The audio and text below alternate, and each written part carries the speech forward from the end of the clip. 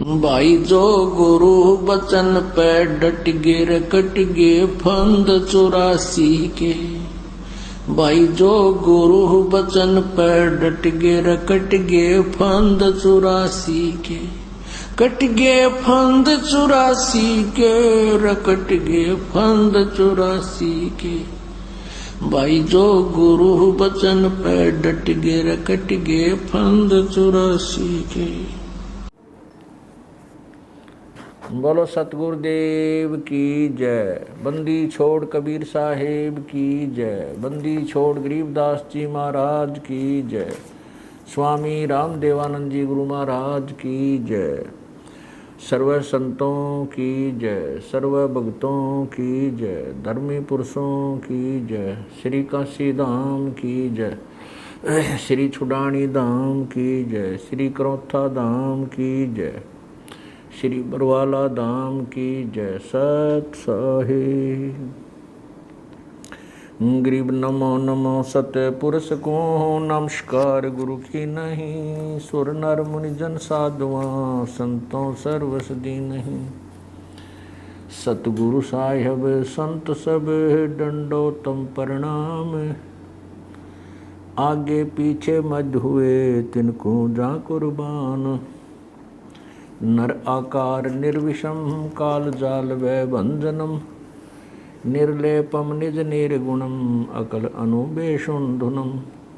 सोहम सुरति समाप्तम सकल समाना नीरतलह।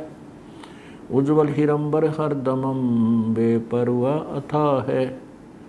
वार पार नामद्यतम।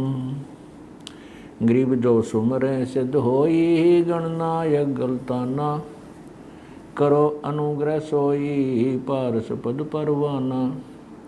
आदि गणेश मनाऊं गणनायक देवन देवा।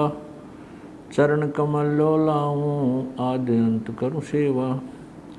परम शक्ति संगीतम ऋषि दाता सोई। अवगत गुण अतीतम सत्य पुरुष निर्मोही। जगदम्बा जगदीशम मंगल रूप मुरारी।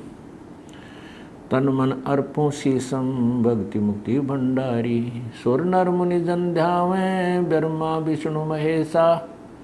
शेष मुख गावें पूजे आदि गणेशा। इंद्र कुबेर सरीखा वरुण धर्मराय ध्यावें। समर्थ जीवन जी का मन इच्छा फल पावें। 33 कोटि आधारा ध्यावें 88। उतरे भव जल पारा कट है यम की फांसी। 33 कोटि आधारा ध्यावें 88। उतरे भव जल पारा कट है यम की फांसी। सत साहिब। कर जोरूं विनती करूं धरूं चरण पर शीस। गुरु राम देवानंद जी महाराज ने दियो नाम बख्शीश।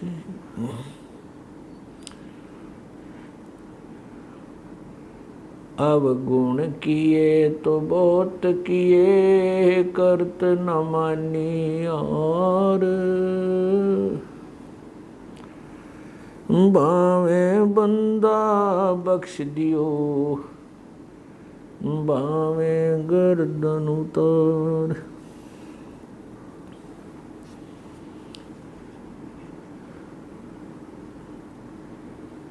पूर्ण ब्रह्म कृपा निदान सुन के सो करतार। गरीब दास मुझ दीन की रखियो बहुत संभार।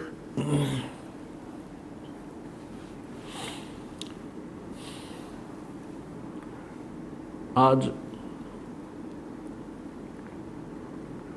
आपके समक्ष एक महर्षि दयानंद सरस्वती जी द्वारा रची पुस्तक सत्यार्थ प्रकाश को पढ़कर सुनाते हैं।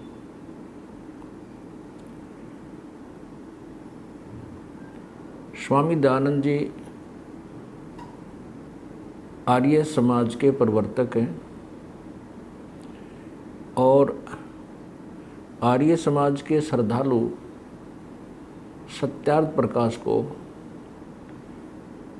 अद्वितीय ज्ञान युक्त पुस्तक मानते हैं और उनका ये भी कहना है कि सत्यार्थ प्रकाश नामक पुस्तक ये आर्य समाज की रीढ़ की हड्डी है। अर्थात उनका कहना है कि सत्यार्थ प्रकाश में जो भी ज्ञान लिखा है वो शिरोधार्य है, जिसका आर्य समाज को पालन करना चाहिए। अब सबसे पहले सत्यार्थ प्रकाश के समोल्लास संख्या 4 में आपको स्वामी दयानंद जी का ज्ञान, उनका आदेश जो आर्य समाज वर्ग को, समुदाय को पालन करना होता है चाहिए, वो पढ़कर सुनाते हैं। देखिएगा,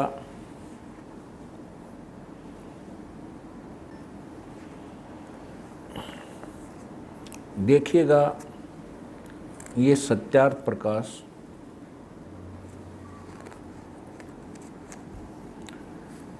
जो स्वामी दयानंद जी द्वारा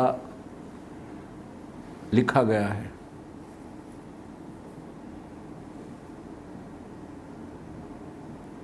नीचे देखिए, महर्षि दयानंद सरस्वती और ये इनका चित्र ऊपर से देखिए, अथ सत्यार्थ प्रकाश है। महर्षि दयानंद सरस्वती स्वामी विरचित है। नीचे देखिएगा, प्रकाशक है वैदिक यति मंडल, दयानंद मठ, दीनानगर, पंजाब। और ये कहाँ से छपा है ये भी देखिए, यहाँ से देखिए। प्रकाशक है वैदिक यति मंडल, दयानंद मठ, दीनानगर, पंजाब। नीचे देखिए, स्वामी ओमानंद सरस्वती के सहयोग से प्राचार्य लागत से भी कम, मूल्य 25 रुपये। नीचे देखें, ये है, नीचे देखें, आचार्य प्रिंटिंग प्रेस, मुद्रक हैं आचार्य प्रिंटिंग प्रेस, दयानंद मठ, गोहाना मार्ग, रोहतक। ये दयानंद मठ रोहतक से छपी है और ये कौन से सन में छपी है ये यहाँ लिखा है, ईस्वी सन 17 जून 2000 में। और अब देखिए इसका चतुर्थ समोल्लास, चतुर्थ समोल्लास, ये चौथा समोल्लास। इसमें विवाह के विषय में स्वामी जी ने कहा है, नीचे देखिएगा, जो कन्या माता के कुल की 6 पीढ़ियों में न हो और पिता के गोत्र की न हो, उस कन्या से विवाह करना उचित है।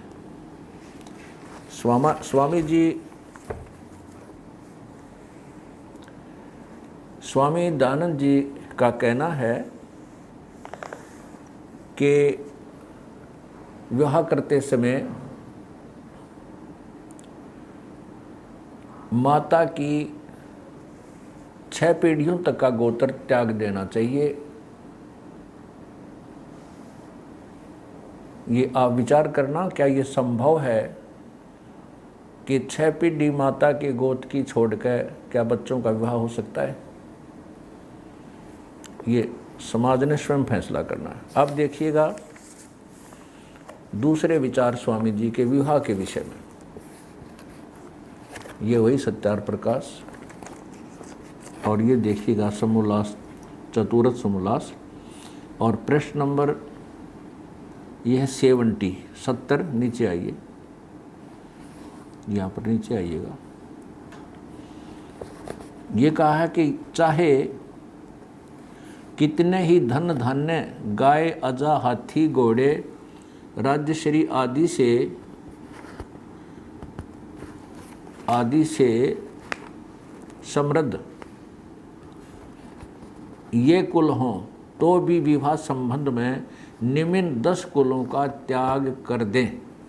नीचे देखो, अब क्या बताते हैं कि जो कुल सत्क्रिया से हीन, सत्पुरुषों से रहित, वेदाध्ययन से विमुख, पृथक, इससे अलग, शरीर पर बड़े बड़े लोम अर्थात अथवा बवासीर,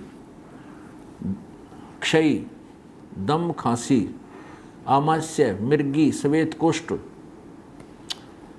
और गलित कुष्ठ कुलों की कन्या व वर के साथ विवाह न होना चाहिए, क्योंकि ये सब दुर्गुण रोग विवाह करने वाले के कुल में भी प्रविष्ट हो जाते हैं। अब क्या कहते हैं स्वामी जी? स्वामी जी का कहना है कि जिस कुल, एक पूरे कुल में, मान लीजिए एक कुल में 100 घर हैं और उन 100 घरों में से किसी भी एक सदस्य को दमा, खांसी, मिर्गी, बवासीर, कुष्ठ आदि रोग हों, तो उस पूरे कुल के किसी भी लड़के या लड़की से विवाह मत करो। एक पूरे यानी 500 आदमियों में से किसी एक के भी कोई बीमारी है तो उस पूरे कुल के लड़के लड़की से शादियां मत करो। ये सभ्य समाज विचार करे, क्या ये नियम संभव है विवाह के समय? क्या इस नियम के अनुकूल हम अपने बच्चों को ब्याह सकेंगे? ये स्वयं सोचेंगे। अब आगे देखिएगा कि कैसी लड़की से शादी करें और कैसी से ना करें। ये प्रश्न नंबर 71 पर वही सत्यार प्रकाश, समोल्लास 4, प्रश्न नंबर 71। जो लड़की न पीले वर्ण वाली न अधिकांगी अर्थात पुरुष से लंबी चौड़ी, अधिक बल वाली, घनी तगड़ी और रोग युक्त, न लोम रहित न बहुत लोम वाली, बड़े बाल भी ना हो और बाल बिल्कुल बाल ना हो या बहुत बाल हो, उनसे भी नहीं करनी। न बकवाद करने वाली और न भूरे नेत्र वाली, भूरे नेत्र वाली से भी, देखिएगा ये लिखा भूरे नेत्र वाली, इनसे शादी नहीं करनी चाहिए। कैरी आँखें वाली हो तो नहीं शादी करनी चाहिए। फिर क्या लिखा है कि जिनके नाम गंगा, जमुना यानी सरस्वती आदि नदी नाम वाली, जिसके नदियों के ऊपर नाम हो, जैसे गंगा, जमुना स्वामी जी ने लिखा है, तो उसमें सरस्वती, कावेरी आदि भी आ गई। इन नामों वाली लड़की से ब्याह नहीं करना चाहिए। नीचे देखो, हिमालय, पार्वती आदि, यहाँ लिख रहा है पर्वत, विंध्या यानी पर्वत नाम वालियों से नहीं करे, विंध्या, हिमालय, पार्वती आदि भी नाम हो तो विवाह नहीं करना चाहिए। आगे देखिएगा, काली, चंडी नाम वाली कन्या के साथ विवाह नहीं करना चाहिए। आज नीचे देखो, फिर कैसी से करना चाहिए? जिसके सरल सूधे अंग हों, वृद्ध न हो, जिसका नाम सुंदर हो अर्थात यशोदा, सुखदा आदि, हंस और अथनी के तुल्य चाल हो, सूक्ष्म लोम, केश और दांत युक्त हो और जिसके सब अंग कोमल हों, वैसी स्त्री के साथ विवाह करना चाहिए। स्वामी जी का कहने का उद्देश्य है कि जिन लड़कियों का नाम गंगा, जमुना, सरस्वती, कावेरी आदि नदियों पर नाम हो और पर्वत के ऊपर नाम हो, जैसे पार्वती, विंध्या, हिमालय और काली, ऐसे नाम वाली लड़कियों से विवाह नहीं करना चाहिए। फिर कैसी से करना चाहिए कि यशोदा, सुखदा आदि नाम हो, हंस और अथनी जैसी उसकी चाल हो, उस ऐसी लड़की से विवाह करना चाहिए। अब स्वामी जी बताते हैं कि विवाह का समय कैसा हो, किस उम्र में ब्याह करना चाहिए बच्चों का। अभी तुरंत ही स्वामी जी ने लिखा है कि 16 वर्ष की स्त्री और 25 वर्ष का पुरुष, ये विवाह का समय तो निकृष्ट है, घटिया है। फिर स्वामी जी ने लिखा है कि 25 वर्ष से लेकर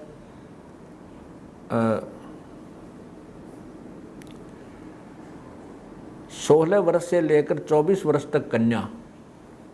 आप स्वयं एक बार पढ़ कर देखिएगा, ये वही सत्यार प्रकाश समोल्लास नंबर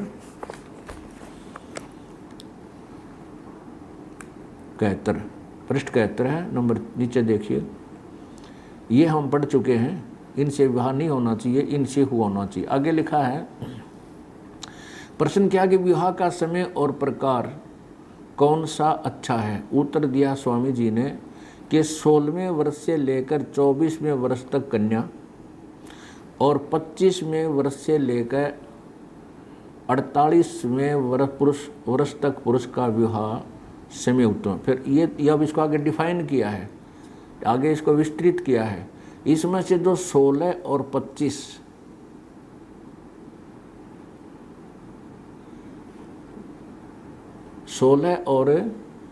इसमें से 16 और 25 में विवाह करे तो निकृष्ट है। यानी 16 वर्ष का पुरुष और 16 वर्ष की कन्या, ये देखिएगा, इसमें 16 और 25 यानी 16 वर्ष का पुरुष और 16 वर्ष की कन्या और 25 वर्ष का पुरुष का विवाह तो निकृष्ट है।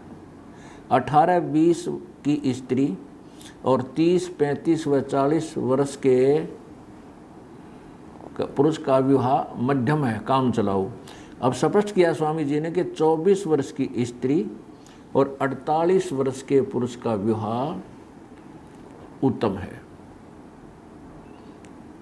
24 वर्ष की स्त्री और 48 वर्ष के पुरुष का विवाह उत्तम है। अब देखिएगा, विचार कीजिए, सभ्य समाज, क्या स्वामी दयानंद जी के ये विचार, ये आदेश कभी लागू हुए थे या वर्तमान में हैं? ये क्वाइट इम्पॉसिबल। 24 वर्ष की लड़की और 48 पुरुष के विवाह, उनका विवाह जो समय है, ये तो पिता और पुत्री के तुल्य हो जाता है।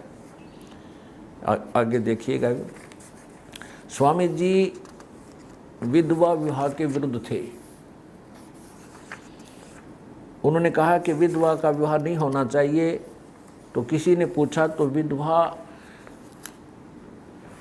विवाह नहीं होना चाहिए तो क्या किया जाए? तो उन्होंने कहा कि विधवा स्त्री या जिसकी पत्नी मर गई वो पुरुष नियोग करे।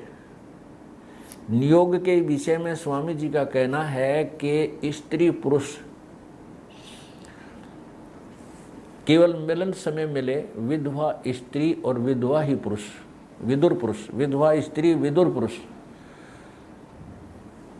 वो केवल विवाह समय मिले, मिलन समय मिले और फिर एक दूसरे से भिन्न रहें। जब स्त्री को गर्भ रह जाए तो वो पुरुष फिर उसे ना मिले।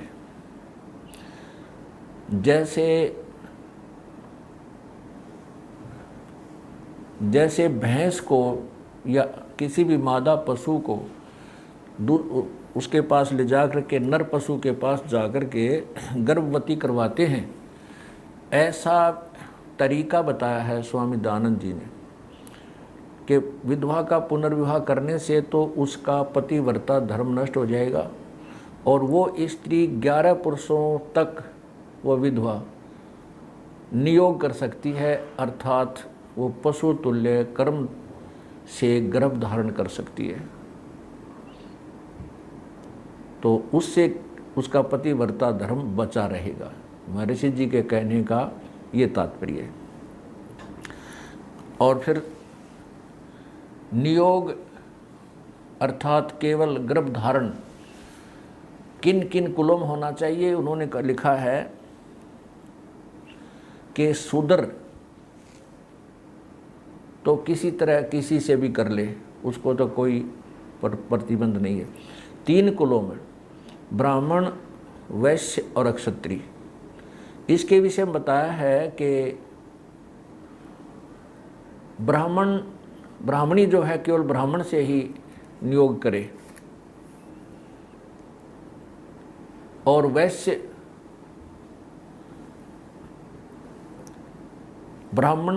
वैश्य की स्त्री जो विधवा होगी ब्राह्मण वैश्य से करे, वैश्य की जो, और अक्षत्रिय की विधवा हो जाती है तो अक्षत्रिय से, वैश्य से और ब्राह्मण से नियोग करे। नियोग आप समझ गए हैं कि केवल जैसे पशु को नए दूध करवा कर लाया करें, गर्भ धारण करवा लेते हैं किसी नर पशु के पास ले जाकर, ये तरीका बताया है स्वामी दयानंद जी ने सत्यार प्रकाश समोल्लास नंबर 4 में, और पुनर्विवाह को मना किया है, विधवा विवाह को मना किया है। आप स्वयं पढ़िए अपने पवित्र चश्मों से। ये देखिएगा सत्यार प्रकाश, ये वही सत्यार प्रकाश है, इसके समोल्लास नंबर 4 ही चल रहा है, चतुर्थ समोल्लास। इधर देखिएगा, ये प्रश्न नंबर 96 नीचे। जिस स्त्री व पुरुष का पाणी ग्रहण मात्र संस्कार हुआ हो और संयोग न हुआ हो, अर्थात अक्षत योनि स्त्री, अक्षत वीर्य पुरुष हो, तो उस स्त्री व पुरुष का अन्य पुरुष के व स्त्री से पुनर्विवाह होना चाहिए। और शूद्र वर्ण में भी चाहे कैसा भी हो पुनर्विवाह हो सकता है, किंतु ब्राह्मण, अक्षत्रिय, वैश्य वर्णों में अक्षत योनि स्त्री अर्थात जिसका पति मर गया हो, अक्षतवीर्य पुरुष जिसकी पत्नी मर गई हो, पुरुष का पुनर्विवाह न होना चाहिए। प्रश्नकर्ता ने प्रश्न किया है कि पुनर्विवाह क्यों नहीं, में क्या दोष है? उत्तर स्वामी जी का, स्त्री पुरुष में प्रेम न्यून होना। आगे देखिए, चौथा लक्षण बताया है पुनर्विवाह में क्या दोष है कि पतिव्रत्य और स्त्री व्रत धर्म नष्ट हो जाना। अब क्या बताते हैं स्वामी दयानंद जी? स्वामी जी का कहना है कि यदि विधवा विवाह कर दिया,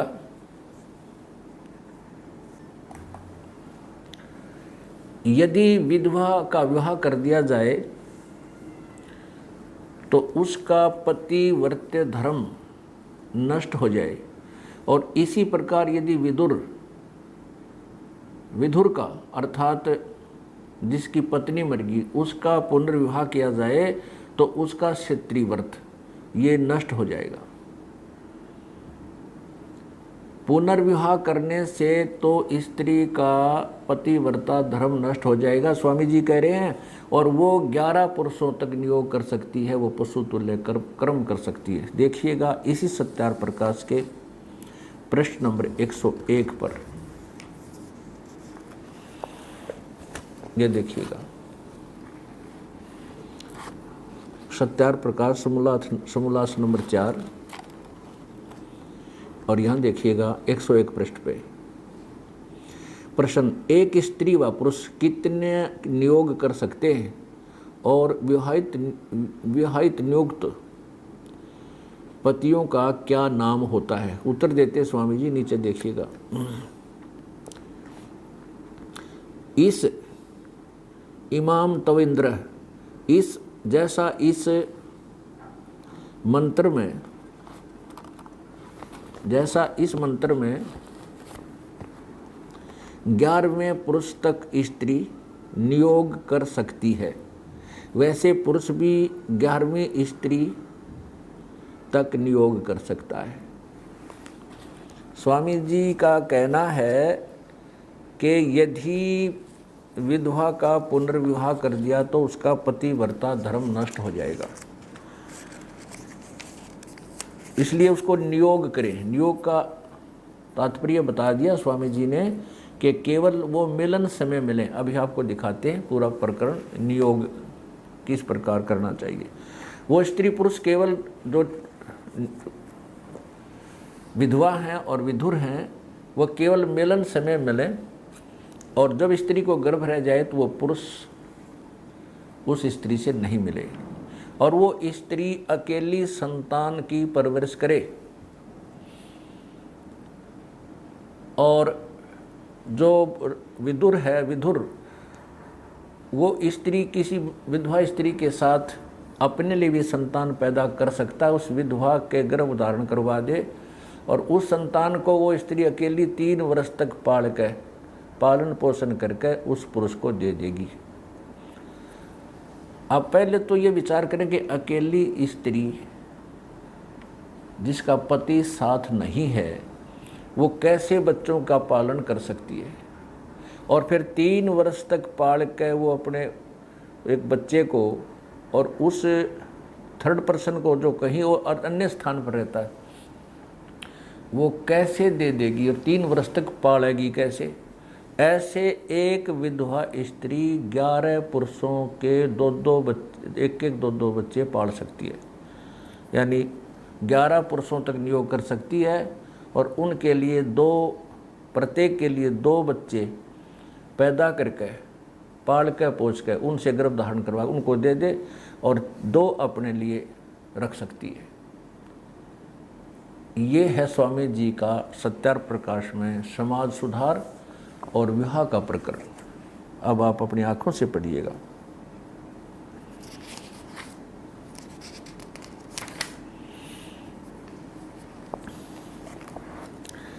अब आपने यहाँ तक पढ़ा है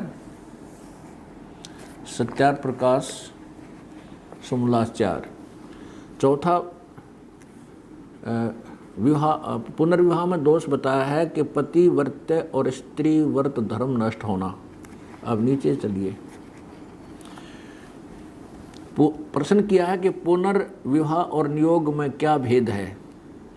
उत्तर है स्वामी दयानंद जी का कि एक तो जैसे विवाह करने में कन्या अपने पिता के का घर छोड़कर पति के घर को प्राप्त होती है और पिता से विशेष संबंध नहीं रहता, और विधवा स्त्री उसी विवाहित पति के घर में रहती है। दूसरा, उस विधवा स्त्री के लड़के उसी विवाहित पति के दाएं भागी होते हैं, और विधवा स्त्री के लड़के वीर्यदाता के न तो पुत्र कहलाते हैं न उसका गोत्र होता है, और न उसका स्वतः उन लड़कों पर रहता है, किंतु वे मृत पति के पुत्र बजते हैं, उसी का गोत्र रहता है, और उसी के पदार्थों के दाएं भागी होकर उसी घर में रहते हैं। आगे देखो।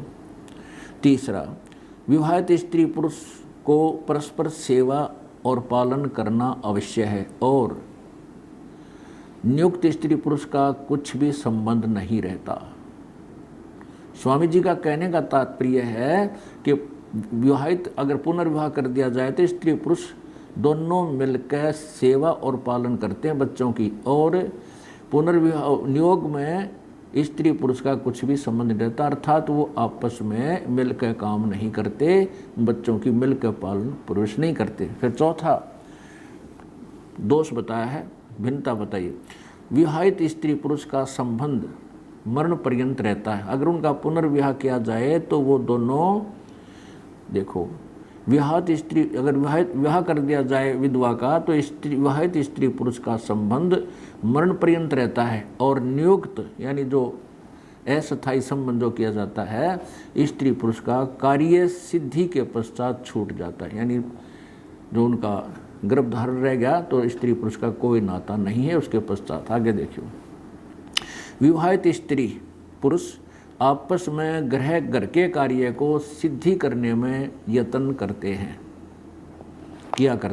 और नियुक्त स्त्री पुरुष अपने अपने घर के काम किया करते हैं। अर्थात अगर विवाह कर दिया जाए, विचार कीजिए पुण्यात्माओं,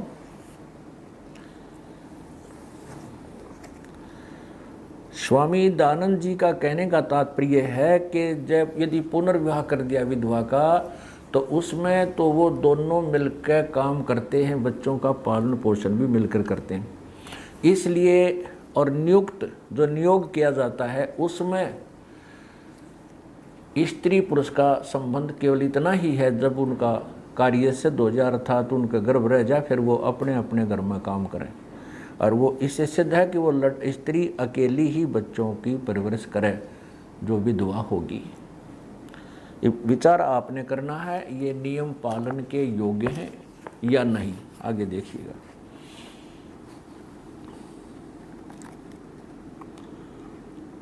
चतुर्थ समोल्लास, वही नीचे हम यहाँ पर आगे पढ़ते पढ़ते पृष्ठ वही चल रहा है, ये पृष्ठ है 97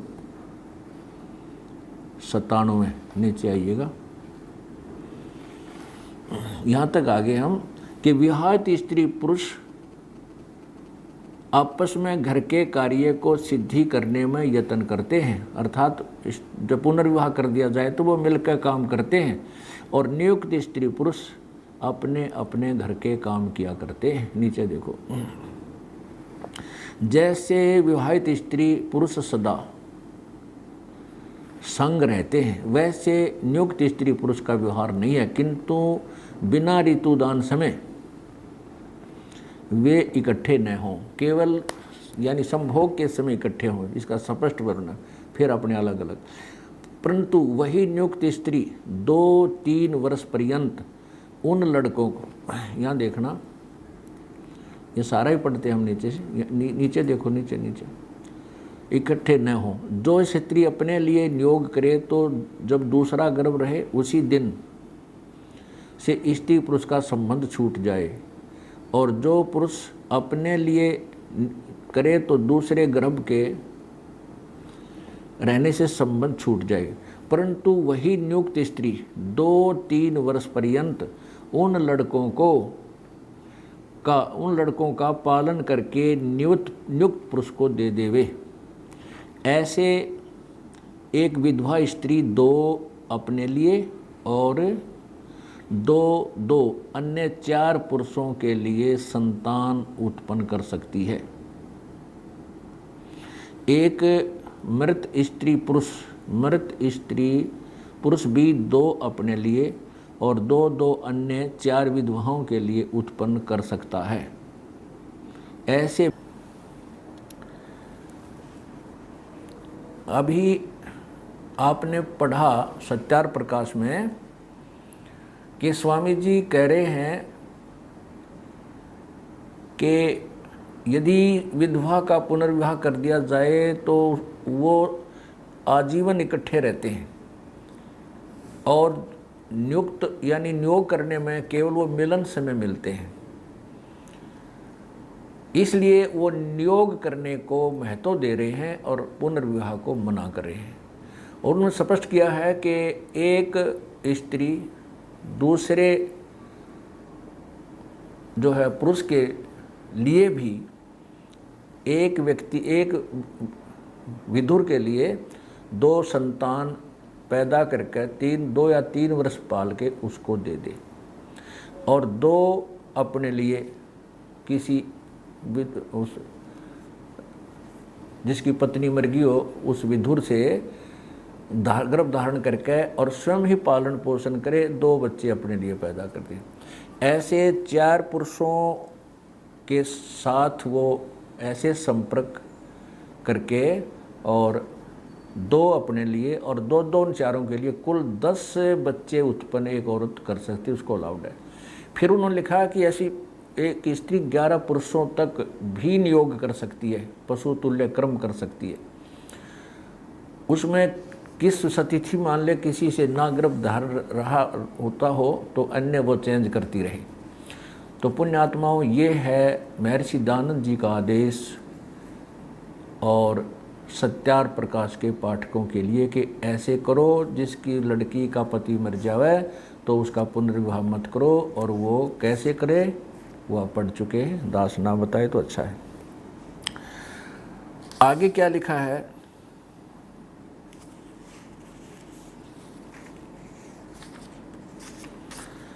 अब देखिए किसी प्रश्नकर्ता ने प्रश्न किया, यही सत्यार्थ प्रकाश,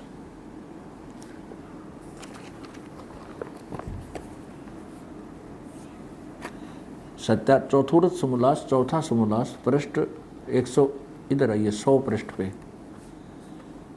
ये 100 पृष्ठ पे नीचे देखिए प्रश्न, जिस विधवा का देवर अर्थात पति का छोटा भाई न हो तो नियोग किसके साथ करे? उत्तर, स्वामी जी देवर की डेफिनेशन बता रहे हैं, देवर के साथ, परंतु देवर का शब्द का अर्थ जैसे तुम समझो वैसा नहीं। देखो यहाँ लिखा देवर उसको कहते हैं, स्वामी जी कह रहे देवर उसको कहते हैं जिसको कि जो विधवा का दूसरा पति हो, चाहे छोटा भाई व बड़ा भाई अथवा अपने वर्ण या अपने से उत्तम वर्ण वाला हो, जिससे नियोग करे उसी का नाम देवर है। वह ये है स्वामी दयानंद जी का आदेश। अब देखियो ये 101 पृष्ठ देखिएगा, इसी चतुर्थ समोल्लास का 101 पे। अब स्वामी जी से प्रश्न किया किसी ने कि एक स्त्री व पुरुष कितने नियोग कर सकते हैं और विवाहित नियुक्त पतियों का क्या नाम होता है? यहाँ देखिएगा उत्तर देते स्वामी जी कि जैसे इस मंत्र में 11वें पुरुष तक स्त्री नियोग कर सकती है, वैसे पुरुष भी 11वीं स्त्री तक नियोग कर सकता है। अब देखो ये स्पष्ट हो गया कि नियोग का तात्पर्य है कि विधवा स्त्री किसी स्त्री मृत पुरुष के साथ केवल जो पशु कर्म करते हैं ऐसे कर्म करके गर्भ धारण कर ले, उसके बाद उससे उसका कोई लेना देना नहीं, और वो बच्चे उस पति मरे हुए मृत पति के माने जाएंगे, उसी का गोत्र होगा और उसी के संपत्ति के दाएं भागी होंगे। जो वीर्यदाता है उसके वो पुत्र नहीं कहलाएंगे, ना उसका गोत्र होगा, वो तो पति मर गया, मर चुका है, उसके पुत्र कहे जाएंगे। ये स्वामी जी ने स्पष्ट किया है। देखिएगा एक बार फिर देखिए,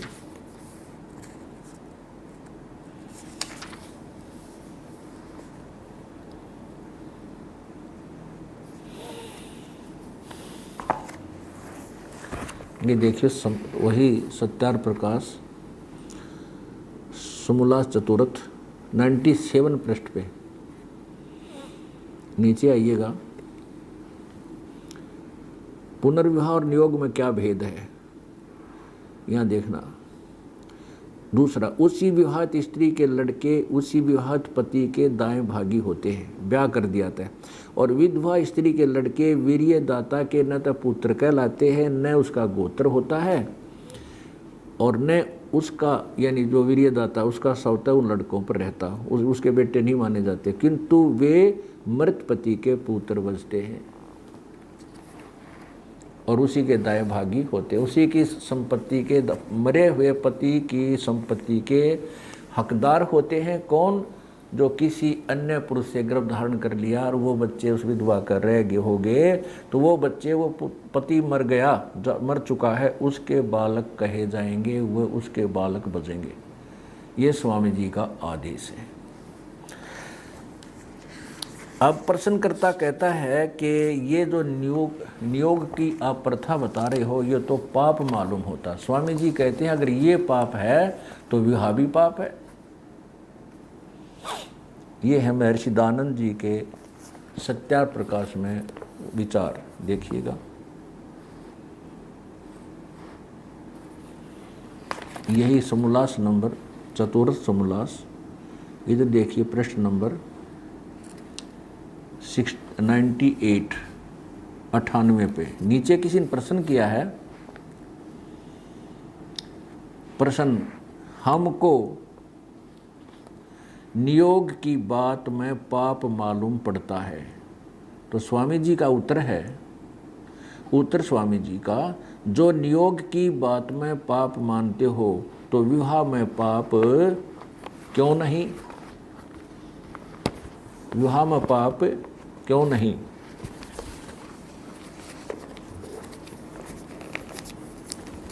ये देखिएगा, ये क्या कहते हैं कि प्रश्नकर्ता कहते हैं कि हमको नियोग की बात में पाप मालूम पड़ता है। स्वामी जी उत्तर देते हैं, महर्षि दयानंद जी, जो नियोग की बात में पाप मानते हो तो विवाह में पाप क्यों नहीं। ये है स्वामी जी का क्यों नहीं मानते।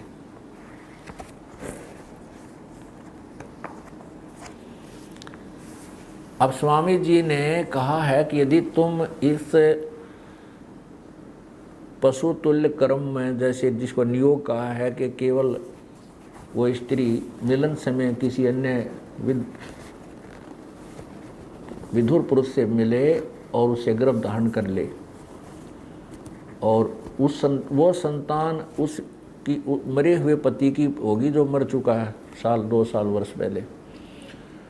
तो अगर वो तुम पाप मानते हो कि यदि तुम इसको गलत मानते हो तो विवाह भी तो गलत है। स्वामी जी कहते हैं विवाह करना भी तो पाप ही है। अच्छा, आगे देखिएगा।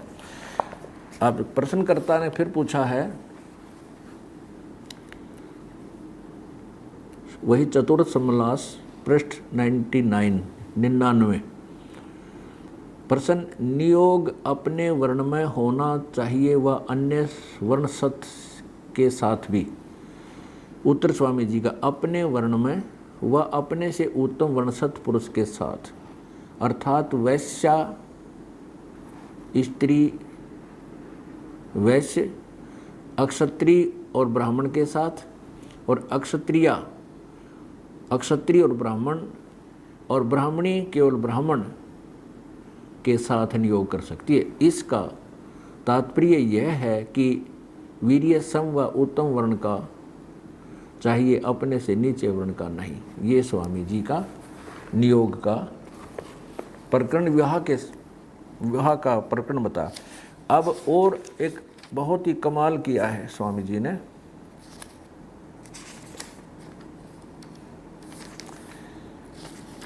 एक और ही कमाल किया है, अब देखिएगा।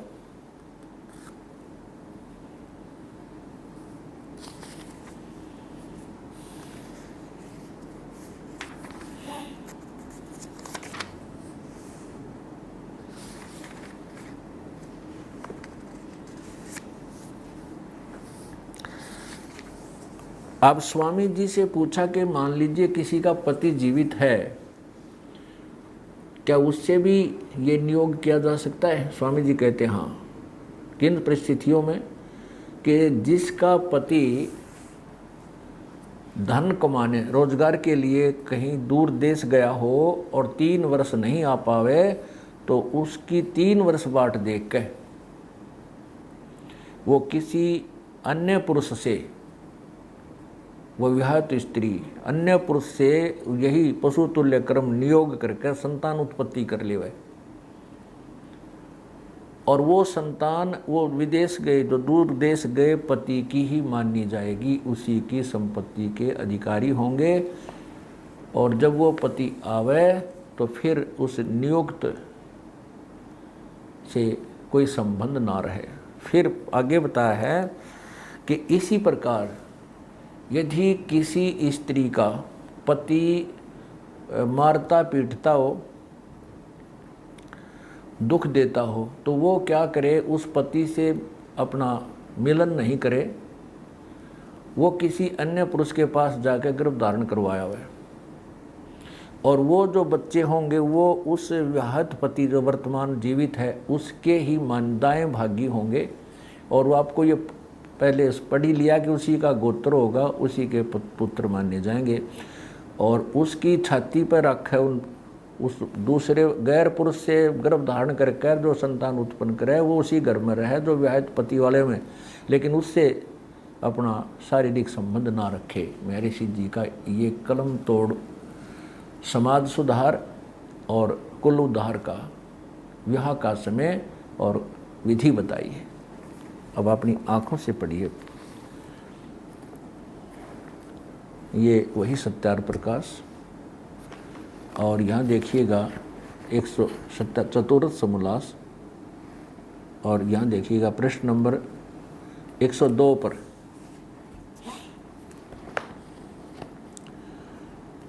यहाँ पूछा, विवाहित स्त्री जो विवाहित पति धर्म के अर्थ परदेश गया हो तो 8 वर्ष, विद्या के लिए और कीर्ति के लिए गया हो तो 6, और धन आदि यानी रोजगार के लिए गया हो, कमाने के लिए गया हो तो 3 वर्ष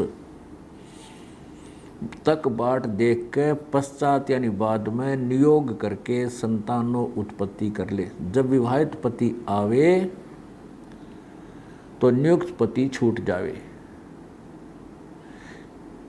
अच्छा आगे देखो, वैसे ही जो पुरुष अत्यंत दुखदायक हो तो तुरंत छोड़कर दूसरे से नियोग से संतानों उत्पत्ति करके उसी विवाहित पति के दाएं भागी संतान कर लेवे इत्यादि प्रमाण और युक्तियों से स्वयंवर विवाह और नियोग से अपने अपने कुल की उन्नति करे। फिर देखिए नीचे, जैसे औरस अर्थात विवाहित पति के पति से उत्पन्न हुआ पुत्र पिता के पदार्थों का स्वामी होता है, वैसे ही अक्षेत्रज यानी उस अर्थात नियोग से उत्पन्न हुए पुत्र भी मृत पति के दाएं भागी होते हैं। अब स्वामी दयानंद जी ने कलम तोड़ दी है समाज सुधार के लिए।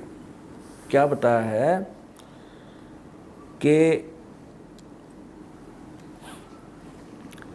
किसी का पति धर्म प्रचार के लिए बाहर गया हो तो उसके लिए 8 वर्ष बाट देखा है, के लिए गया है तो 6 वर्ष, और धन कमाने रोजगार के लिए गया हो तो 3 वर्ष बाट देख के किसी अन्य पुरुष के साथ वो पशु तुल्य कर्म करके नियोग करके संतान उत्पत्ति कर ले, और वो संतान उसी पति की होगी, उसी का गोत्र होगा और उसकी संपत्ति की अधिकारी होगी।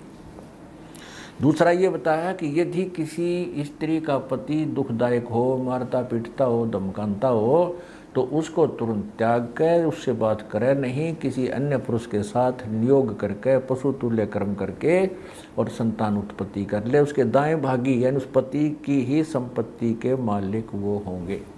जो गैर पुरुष से वह उसकी आँखों के सामने गलत काम करके आवेगी और वो जो संतान होगी वो उसी की उस जीवित पति की संपत्ति के अधिकारी होंगे। ऐसे स्वामी जी कहते हैं अपने कुलों की उन्नति करो। दास का विचार है कि ऐसे तो कुल के कुल लड़कर मर जाएंगे, कुल विकास नहीं, कुल का नाश हो जाएगा। अपनी आँखों के सामने अपनी पत्नी को कौन व्यक्ति दूसरे पुरुष के साथ संबंध देख सकता है और फिर उस संतान को वो संपत्ति दे देगा? ये है स्वामी दयानंद जी के सत्यार प्रकाश के कलम तोड़ विचार कि समाज सुधार और कुल विकास के लिए। अब आगे देखिए, एक प्रश्न में किसी ने पूछा, यही सत्यार प्रकाश, इसके प्रश्न नंबर वही चतुर्थ समोल्लास पृष्ठ 103 नीचे देखिएगा।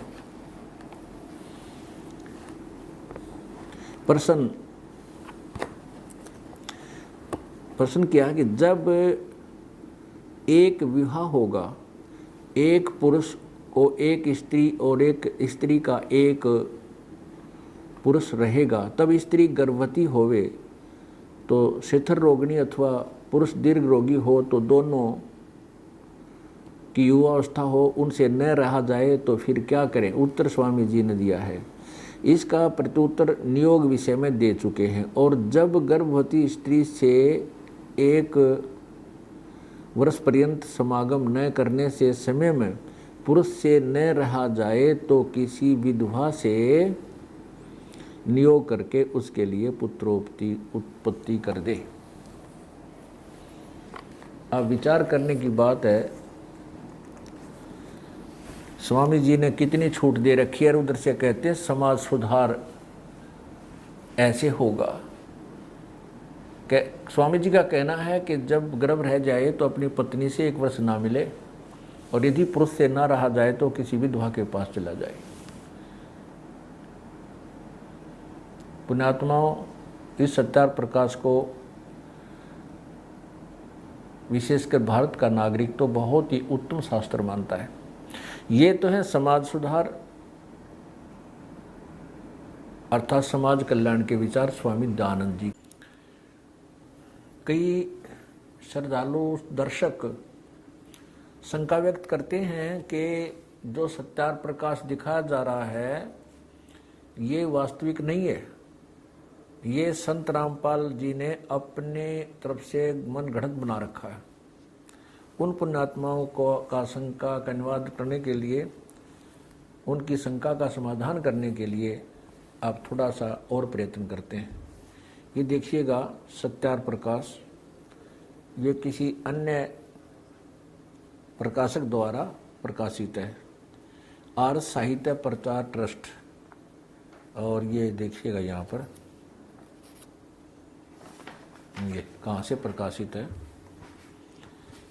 ये है 65वां संस्करण, सन 2007 में छपा है, लेटेस्ट 2007 में। ये है श्रीमद स्वामी दयानंद सरस्वती स्वामी विरचित आर्य साहित्य प्रचार ट्रस्ट। प्रकाशक हैं विक्रय केंद्र खारी बावली, आर्य साहित्य प्रचार ट्रस्ट, खारी बावली दिल्ली, मुख्यालय नयाबास दिल्ली, दूरबास। और Ramakrishna press, Narayan and India, Nai Delhi, phase 2 से।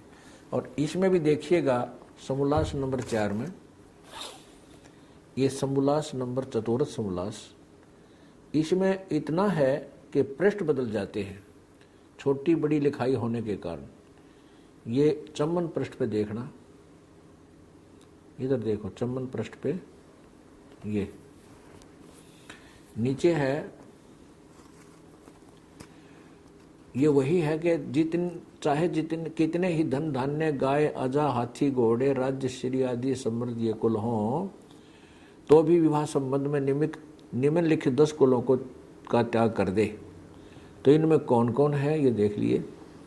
जो कुल सत्क्रिया से हीन, सत्पुरुषों से रहित, वेद ज्ञान से विमुख, शरीर पर बड़े बड़े बाल, लोम अर्थात अथवा बवासीर, अक्षयी, दमा, खांसी, आमाशय, मृगी, श्वेतकुट और गलित कुष्ठों से युक्त कुलों की कन्या व वर से विवाह न करना चाहिए। आगे देखो, फिर मोटे मोटे दिखाऊंगा ये इसमें, फिर आप देख सकते हो।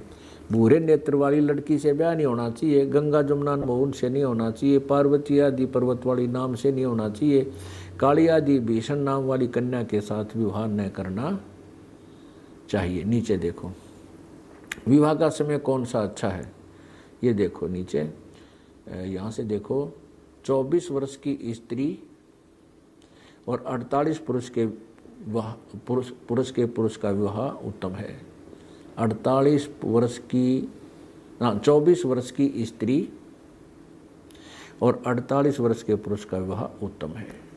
और दिखाते हैं, अब देखिए वो प्रमाण जिसमें स्वामी जी ने विधवा विवाह को मना किया है, जो हम आपको पहले दिखा चुके हैं। अब इस दूसरे प्रकाशक के द्वारा भी प्रकाशित सत्यार प्रकाश में आप स्वयं देखिए। ये है वही चतुर्थ समोल्लास और ये पृष्ठ नंबर इसका है 77 नीचे देखिए, स्त्री पुरुष का बहुविवाह होना योग्य है व नहीं। उत्तर, युगपत न अर्थात एक समय में नहीं। नीचे देखो, जिस स्त्री व पुरुष का पाणी ग्रहण मात्र संस्कार हुआ हो और संयोग न हुआ हो, अर्थात अक्षत योनि स्त्री और अक्षत वीर्य पुरुष हो, उनका अन्य स्त्री व पुरुष के साथ पुनर्विवाह होना चाहिए। अर्थात जिनका सगाई हुई और ब्याह मिलन ना हुआ हो, उनका तो हो सके है, लेकिन अक्षत फिर आगे, किंतु ब्राह्मण क्षत्रिय नहीं होना, उनका अन्य स्त्री पुनर्विवाह नहीं होना चाहिए। आगे देखना, किंतु ब्राह्मण क्षत्रिय और वैश्य वर्णों में अक्षत योनि माने जो ब्याही जा चुकी है, किसी दूसरे पुरुष के साथ संग हो चुका है जिसका, और अक्षतवीर्य पुरुष का पुनर्विवाह न होना चाहिए। पुनर्विवाह में क्या दोष है? स्वामी जी ने उत्तर दिया, स्त्री पुरुष में प्रेम न्यून होना। आगे देख, चौथा बताया है पति व्रत और स्त्री व्रत धर्म नष्ट होना, यानी अगर पुनर्विवाह कर दिया विधवा का तो उसका पति व्रता धर्म नष्ट हो जाएगा। और स्वामी जी फिर क्या 81 पृष्ठ पे लिखा है कि वो स्त्री 11 पुरुषों तक नियोग कर सकती है। जैसा ये 81 पृष्ठ है, यही चतुर्थ समोल्लास में, इस मंत्र में 11वें पुरुष तक स्त्री नियोग कर सकती है, वैसे पुरुष भी 11वीं स्त्री तक नियोग कर सकता है। अब क्या बताया है, जो हमने आपको पहले 7 प्रकार दिखाया है जिसको हम कॉमन यूज कर रहे हैं, उसमें जिसको शंका हो जाती है कि ये शायद इन्होंने स्वयं बना रखा है, नहीं, उसका भ्रम निवारण करने के लिए एक और प्रकाशक द्वारा आपको दिखा, इसमें भी सेम टू सेम है। अब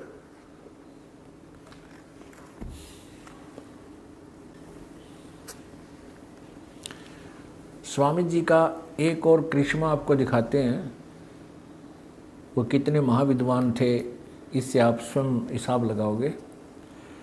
सत्यार प्रकाश समोल्लास नंबर 8 और पृष्ठ नंबर 197 197 पे किसी ने प्रश्न किया, क्या ये सूर्य चंद्रमा आदि जो लोक हैं, इनमें भी मनुष्य और पशु पक्षी, ये बाग बगीचे नदी नाले हैं? स्वामी जी कहते हैं हाँ, सब पर इसी प्रकार मनुष्य हैं, अन्य पशु पक्षी यानी मनुष्यादि सृष्टि, अन्य पशु पक्षी जितने सब सूर्य पर भी रहते हैं, वहाँ पर यही इसी तरह बाग बगीचे सब पदार्थ हैं, और इन वेदों को सूर्य पर भी पढ़ा जाता है। देखिएगा,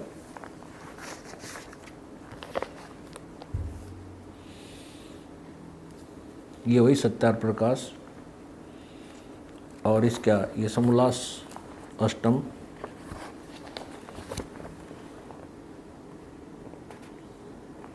और पृष्ठ 197 नीचे देखिएगा। प्रश्न, सूर्य चंद्र तारे क्या वस्तु हैं और उनमें मनुष्य आदि सृष्टि है व नहीं?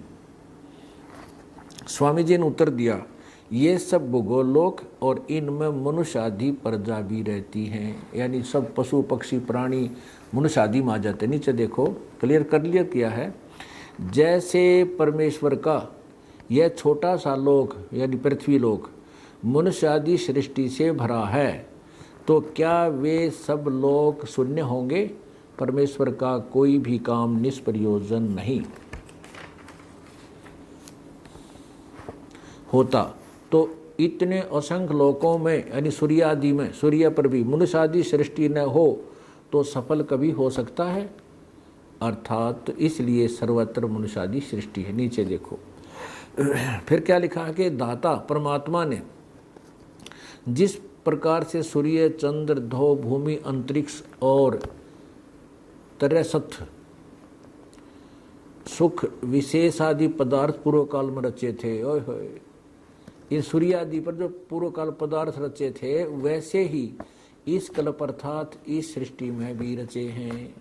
ओहो, तथा सब लोक लोकांतरों में भी बनाए हैं, भेद किंचित मात्र नहीं है। आगे देखो, किसी ने पूछा कि प्रश्न, जिन वेदों का इस लोक में प्रकाश है उन्हीं वेदों का उन लोकों में भी प्रकाश है वा नहीं, अर्थात सूर्य पर भी इन वेदों को पढ़ते हैं वा नहीं, उत्तर महर्षि जी का उन्हीं का है, अर्थात इन वेदों को वहां भी पढ़ा जाता है।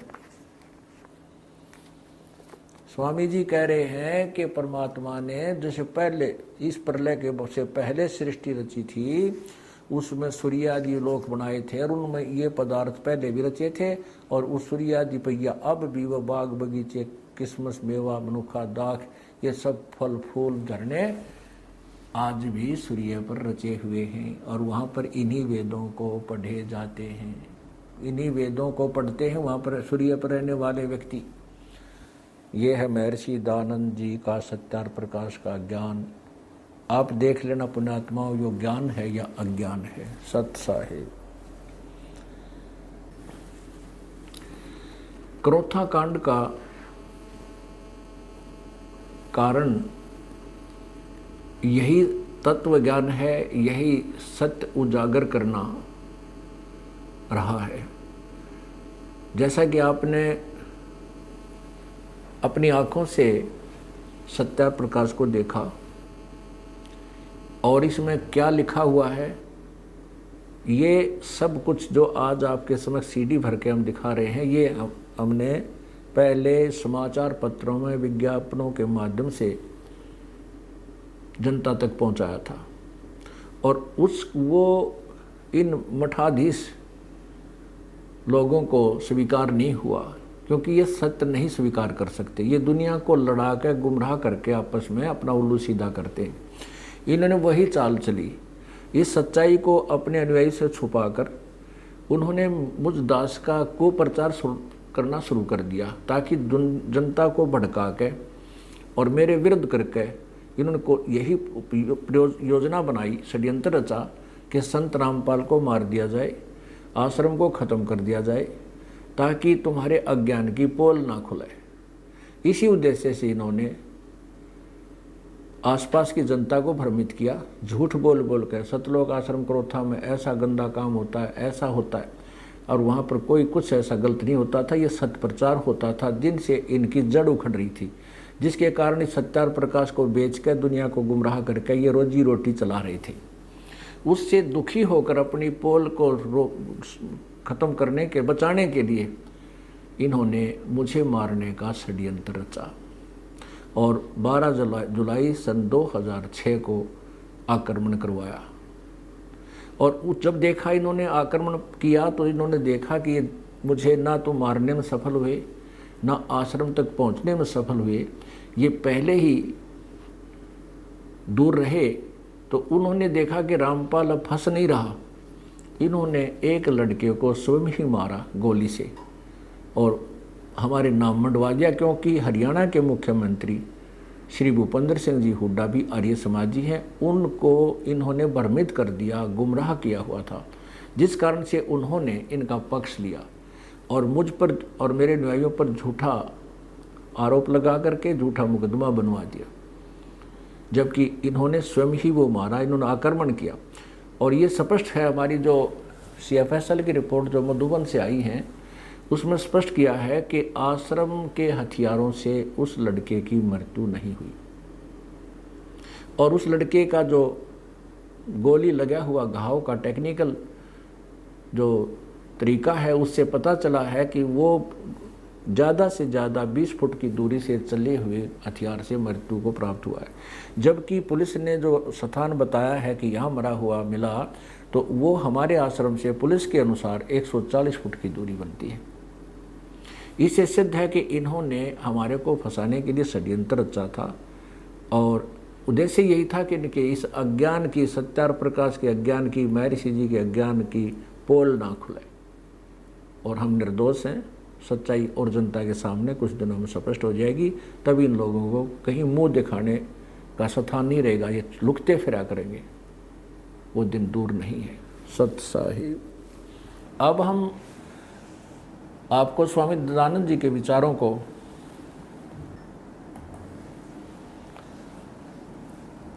अब आपको स्वामी दयानंद जी के आध्यात्मिक विचारों को आपके समक्ष रखते हैं।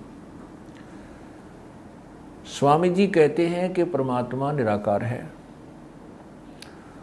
और उनका ये भी कहना है कि ब्रह्म है वो सर्वोपरि सर्वशक्तिमान और सर्वश्रेष्ठ प्रभु है, उसी को वो ईश्वर कहते हैं। परमात्मा कैसा है उसके विषय में स्वामी जी के विचार आपके समक्ष रखते हैं। और स्वामी दयानंद जी वेदों को सत्य मानते हैं कि वेदों में जो लिखा है वो सत्य है। तो स्वामी जी के विचारों की वेदों के साथ तुलना करते हैं, और साथ में स्वामी जी के ही द्वारा लिखे सत्यार प्रकाश के अंदर भी उनके विचारों को स्पष्ट करते हैं और फिर सिद्ध करते हैं परमात्मा साकार है व निराकार। स्वामी दयानंद जी का मानना है कि परमात्मा निराकार है।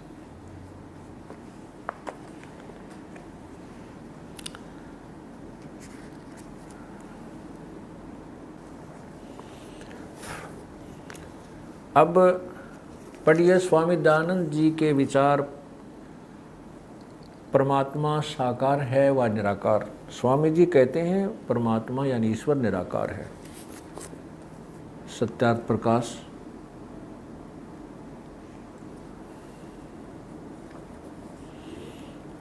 वही सत्यार्थ प्रकाश है, महर्षि दयानंद सरस्वती स्वामी विरचित है, और नीचे वैदिक यति मंडल दीनानगर, दयानंद मठ दीनानगर पंजाब से प्रकाशित है। और इसके मुद्रक कौन है ये देखिएगा, नीचे है। मुद्रक हैं आचार्य प्रिंटिंग प्रेस, दयानंद मठ गोहाना मार्ग रोहतक। इसके पृष्ठ नंबर 154 पे, अर्थात सप्तम समोल्लास, 7वें समोल्लास में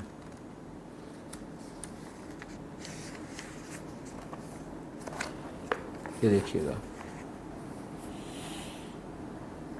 सप्तम समोल्लास 100, इधर देखियो 154 पृष्ठ, ये 154 पृष्ठ पे,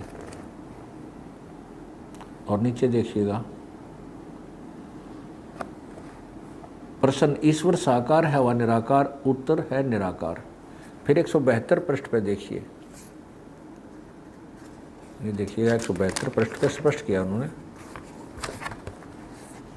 172 पृष्ठ पे नीचे देखिएगा,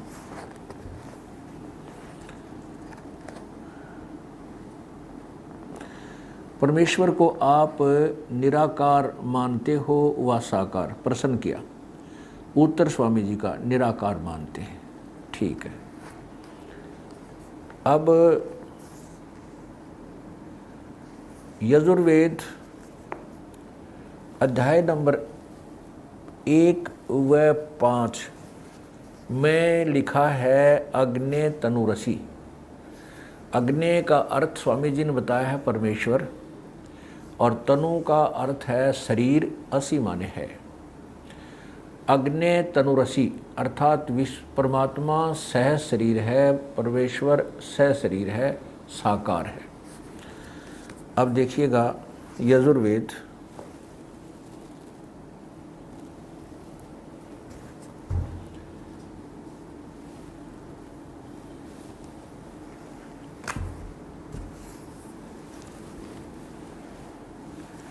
ये यजुर्वेद ये महर्षि दयानंद सरस्वती द्वारा भाष्य है, अर्थात इनका अनुवाद है। इन्होंने इसका अनुवाद किया है, और ये कहाँ से प्रकाशित है ये देखिएगा। प्रकाशक हैं सार्वदेशिक आर्य प्रतिनिधि सभा 2/5 महर्षि दयानंद भवन, रामलीला मैदान, नई दिल्ली।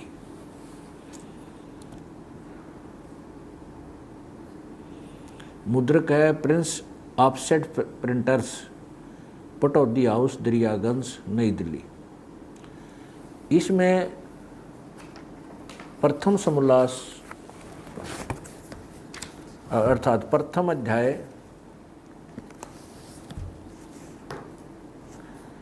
के 15वें मंत्र में स्पष्ट किया है, लिखा है कि अग्ने तनुरसी।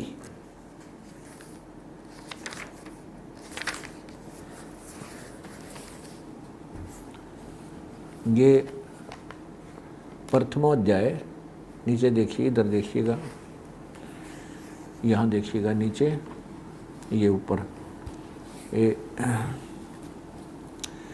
ये प्रथमोध्याय और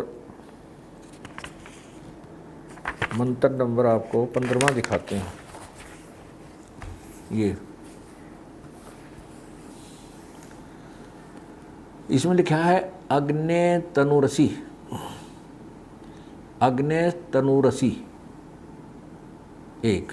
अच्छा, दूसरा देखते हैं 5वें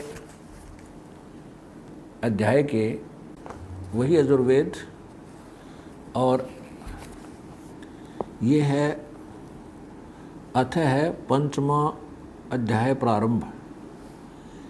इसमें भी प्रथम मंत्र में, 5वें अध्याय के प्रथम मंत्र में यजुर्वेद में अग्ने तनुरसी विष्णुवे तवा सोमस्य तनुरसी, इसमें 2 बार लिखा है अग्ने तनुरसी, यानी अग्नि माने परमेश्वर, परमेश्वर से शरीर है, साकार है।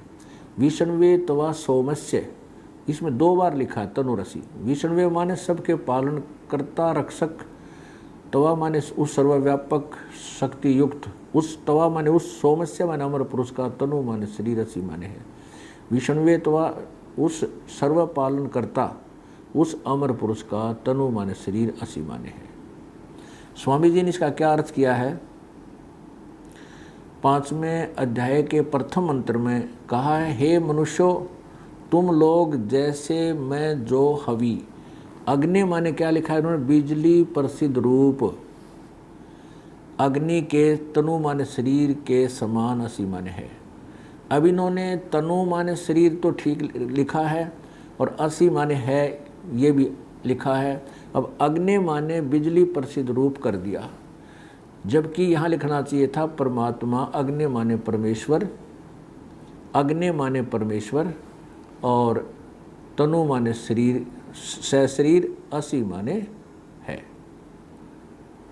अब स्वामी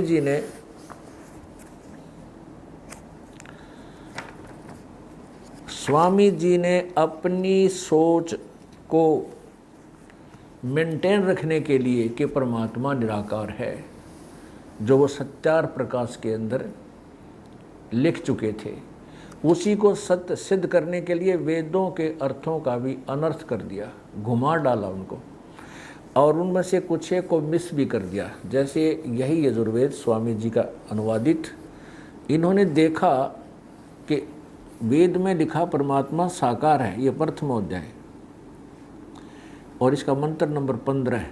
ये देखो मंत्र नंबर 15 है, इसमें लिखा है अग्ने तनुरसी। तो स्वामी जी ने ये नीचे अनुवाद किया है, ये देखो ये नीचे अनुवाद किया है। इसमें इस अग्नि तनुरसी का अर्थ ही करना छोड़ दिया कि किसने पता लगेगा, और गोलमोल कर दिया। आप देख सकते हो अग्नि तनुरसी का कहीं अर्थ नहीं है। ये अग्नि तनुरसी वाचो विसर्जनम और तवा, और नीचे देखो जितने ये हाईलाइटेड हैं, सईदम हैं, वही हविष कर दे ही, हविष कर दे ही, इन शब्दों के अर्थ ही नहीं है। देखिएगा स्वामी जी ने अनुवाद करते समय संस्कृत के शब्दों को ब्रैकेट में लिया है, कोष्ठ में, इसमें कहीं भी अग्नि शब्द नहीं है, तनुरसी शब्द नहीं है। आप देख सकते हो, ये देखो एक बार पूरा देखो इसको इकट्ठा ही, नीचे ये वाला, ये इसमें कहीं भी ब्रैकेट में अग्नि शब्द नहीं है। इसे से देख स्वामी जी ने उन शब्दों का अर्थ, अग्नि तनुरसी का अर्थ ही करना छोड़ दिया, और कि किसको पता चलेगा, ऐसे गोल मोल कर दिया। अब अपनात्मा अग्नि का अर्थ परमेश्वर होता है, ये दास नहीं कहता है, स्वामी दयानंद जी ही कहते हैं। अग्नि माने जहाँ भी वेदों में अर्थ है उसको परमेश्वर समझें। वैसे अग्नि माने आग तो सब ने पता है, अग्नि या अग्निम या अग्नि, आग ये तो जन साधारण बता सकता है।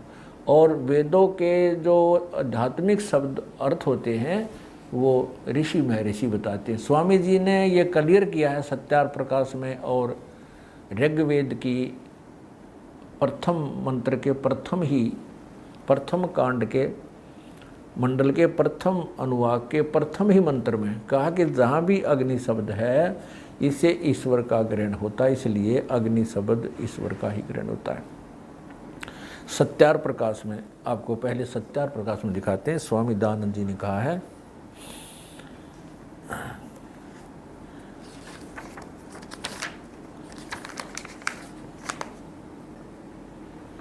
अब देखिएगा ये सत्यार प्रकाश, अग्नि माने परमेश्वर, स्वामी जी स्वयं लिख रहे हैं।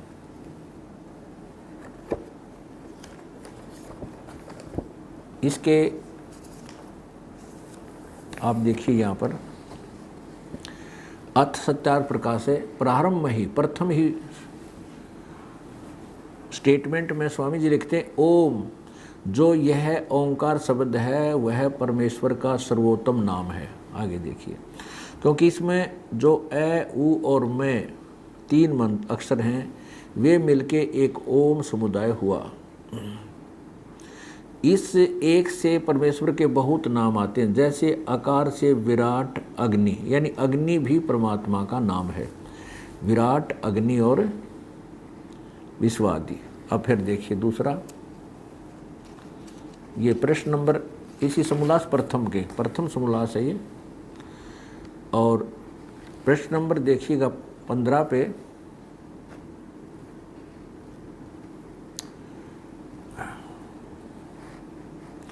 ये 15 पे देखिए,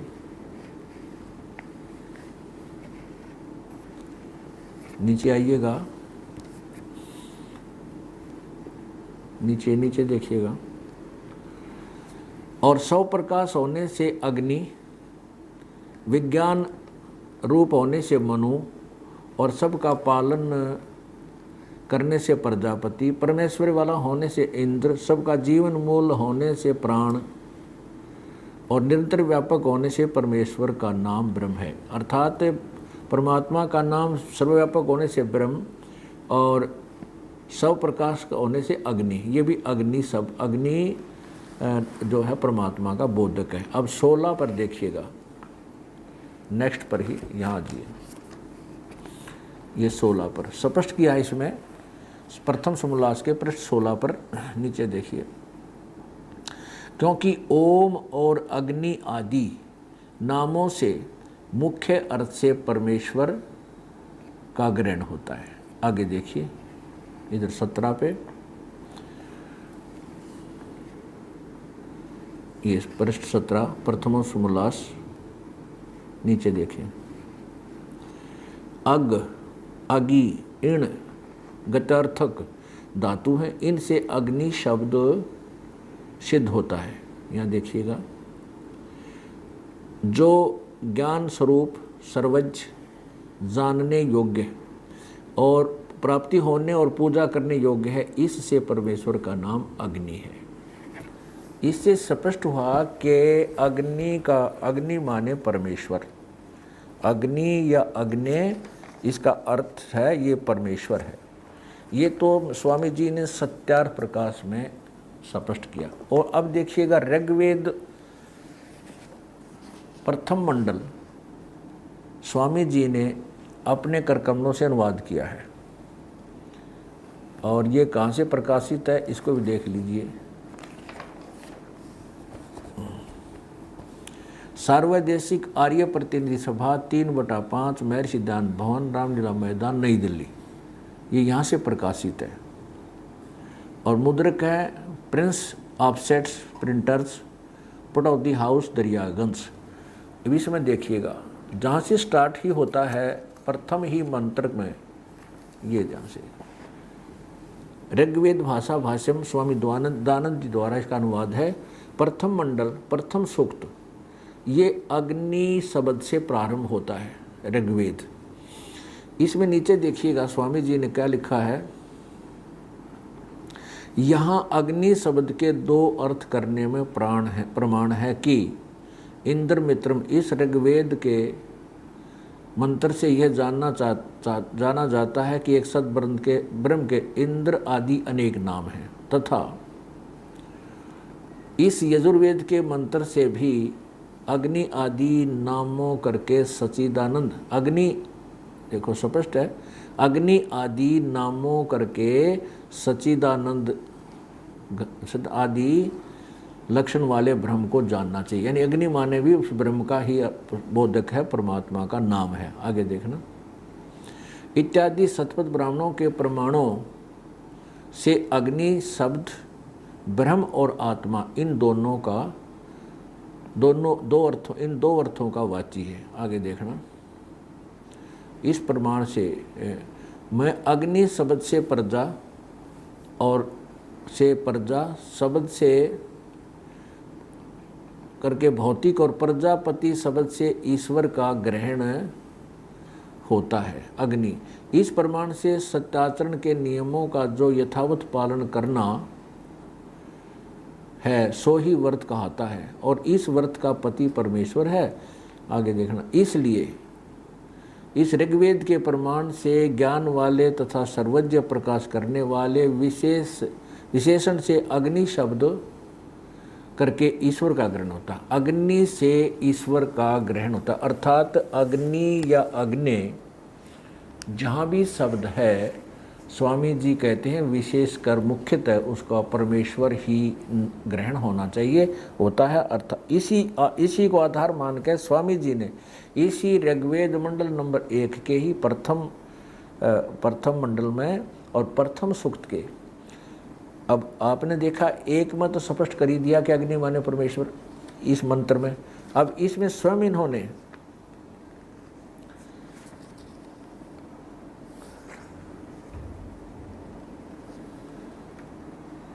ये देखो इसी के आगे कति क्लियर कर दिया है, ईश्वर का ग्रहण होता है। ये देखना, अब आपने पढ़ लिया कि ये प्रथम ऋग्वेद का प्रथम मंडल और प्रथम ही सूक्त और प्रथम ही मंत्र है। इसी अग्नि शब्द से प्रारंभ हुआ। इसमें स्वामी जी ने अग्नि माने, नीचे देखो, अपने आप कहा कि अग्नि शब्द से करके ईश्वर का ग्रहण होता है। और फिर प्रश्न नंबर इस पे देखना, नेक्स्ट पर ही इसी दो पर इसी मंत्र में स्पष्ट किया है कि इस कारण, यहाँ देखना, अग्नि शब्द से ईश्वर इस प्रकार, इस अग्नि शब्द से ईश्वर हुआ। आगे देखना, अब इसी को आधार मानकर स्वामी जी ने अग्नि माने परमेश्वर शब्द होता है। स्वामी जी ने स्वयं इसी ऋग्वेद मंडल नंबर 1 के ही प्रथम सूक्त के और कई मंत्रों का इसमें स्वयं अग्नि माने परमेश्वर ही अर्थ किया है। अब आपने एक मंत्र में भगवान स्वामी दानंद जी द्वारा कहा गया कि अग्नि माने परमेश्वर, अर्थात वो अग्नि माने परमेश्वर, एक प्रथम मंत्र में भी अग्नि माने परमेश्वर कहा, नीचे देखो। और ये है मंत्र नंबर 2, ये है मंत्र नंबर 2। स्वामी दयानंद जी प्रथम ही ऋग्वेद मंडल 1 सूक्त 1 का मंत्र नंबर 2, एक में तो विशेष टिप्पणी करके उन्होंने स्पष्ट कर दिया अग्नि माने परमेश्वर होता है। इस 2 में लिखा है अग्नि वह परमेश्वर, अग्नि माने परमेश्वर। अब आगे देखो, यहाँ देखो 3 में अग्निना एव अच्छी प्रकार ईश्वर, अग्नि माने ईश्वर की, अग्नि माने ईश्वर, 3 में भी। आगे देखो 4 में, नीचे भी लिखा है इसमें, ये 4 में अग्नि माने हे परमेश्वर, अग्नि तनुरसी, तो यहाँ लिखा अग्नि हे परमेश्वर 4 में। अब देखो 5 में नीचे नीचे आ जाओ 5 में, ये नीचे अग्नि, ये 6 में अग्नि माने हे परमेश्वर, अग्नि माने परमेश्वर। फिर यहाँ देखो ये 7 में 6 7 7 में अग्नि माने सबके उपासना करने योग्य परमेश्वर, अग्नि माने परमेश्वर। फिर यहाँ देखो 9 में अग्नि माने ज्ञान स्वरूप परमेश्वर। कहने का भाव ये है कि इस ऋग्वेद मंडल नंबर 1 सूक्त नंबर 1 में 9 मंत्र हैं और जिनमें 7 में अग्नि शब्द है, 7 के 7 में अग्नि माने परमेश्वर किया है स्वामी दयानंद जी ने। अब और बताते हैं इन्हीं के निर्देश से कि अग्नि माने वेद में आता है परमेश्वर अर्थ करें जाने तो एक वेद भिक्षु नामक एक आर्य समाजी विद्वान ने शाम वेद का अनुवाद किया है। उसमें जहां भी अग्नि माने आया है वो उन्होंने परमेश्वर ही किया है। ये देखना, ये है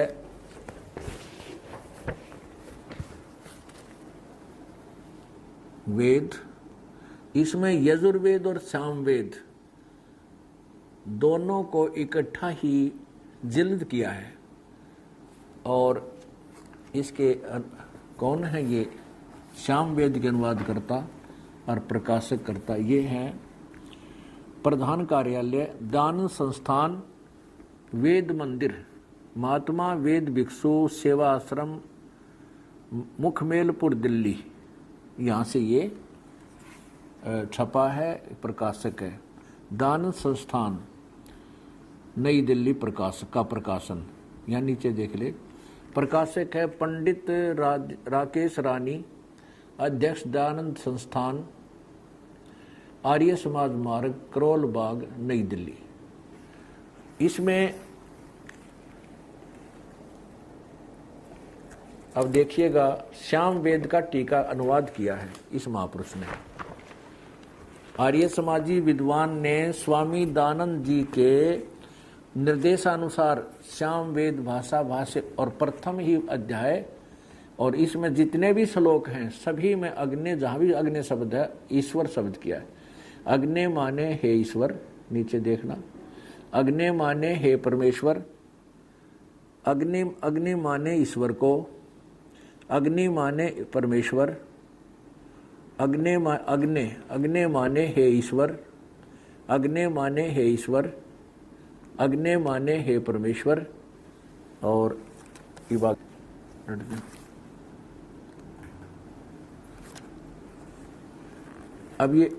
अब देखिए इसी प्रथम अध्याय का प्रथम मंत्र 8वां मंत्र में भी अग्नि माने हे ईश्वर, नीचे देखो अब नौमा है ये, अग्नि माने हे परमेश्वर। आगे देखो अग्नि माने हे परमेश्वर, अग्नि माने हे परमेश्वर, अग्नि माने हे परमेश्वर। और भी आगे भी नेक्स्ट पृष्ठ पे भी आप देखोगे कि जहां भी अग्नि शब्द है वहीं पर ओहो, ये देखिएगा, देखना यहाँ अग्नि माने हे परमेश्वर, अग्नि माने हे परमेश्वर की, अग्नि माने परमेश्वर। देख नीचे चलो, यहाँ देखो अग्नि माने परमेश्वर और नीचे देखो अग्नि माने अग्निम, नीचे देखो इधर परमेश्वर की। आगे देखो इसी के दूसरे पृष्ठ में इसी में अग्नि माने परमेश्वर।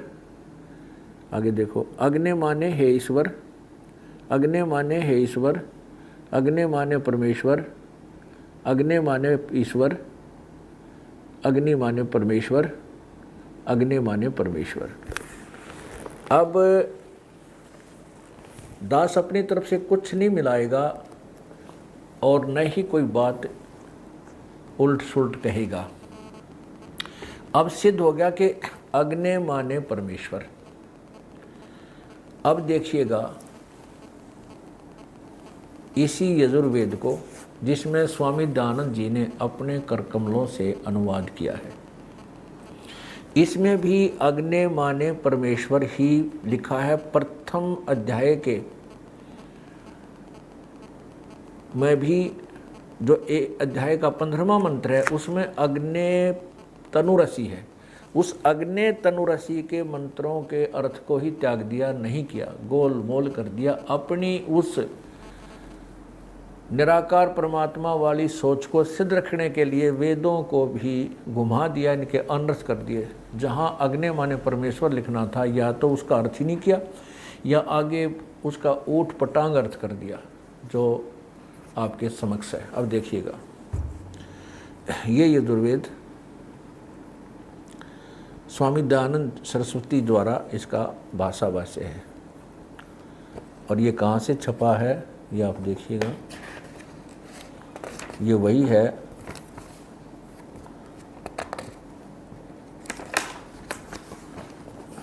प्रकाशक हैं सार्वदेशिक आर्य प्रतिनिधि सभा 2/5 में सिद्धांत भवन, रामलीला मैदान, नई दिल्ली। नीचे प्रकाशक। इसका यजुर्वेद भाषा भाष्य, यजुर्वेद भाषा भाष्य अर्थानुवाद संपूर्ण 40 अध्याय महर्षि दयानंद सरस्वती कृत स्वामी दयानंद जी ने किया है। मुद्रक हैं Arya offset printers, Pataudi house, Daryaganj. इसमें ये प्रथम मंत्र, प्रथम अध्याय यहाँ से प्रारंभ होता है। प्रथम अध्याय में अग्नि माने हे परमेश्वर, इन्होंने खुद भी लिखा है। ये देखिएगा, ये है प्रथम अध्याय।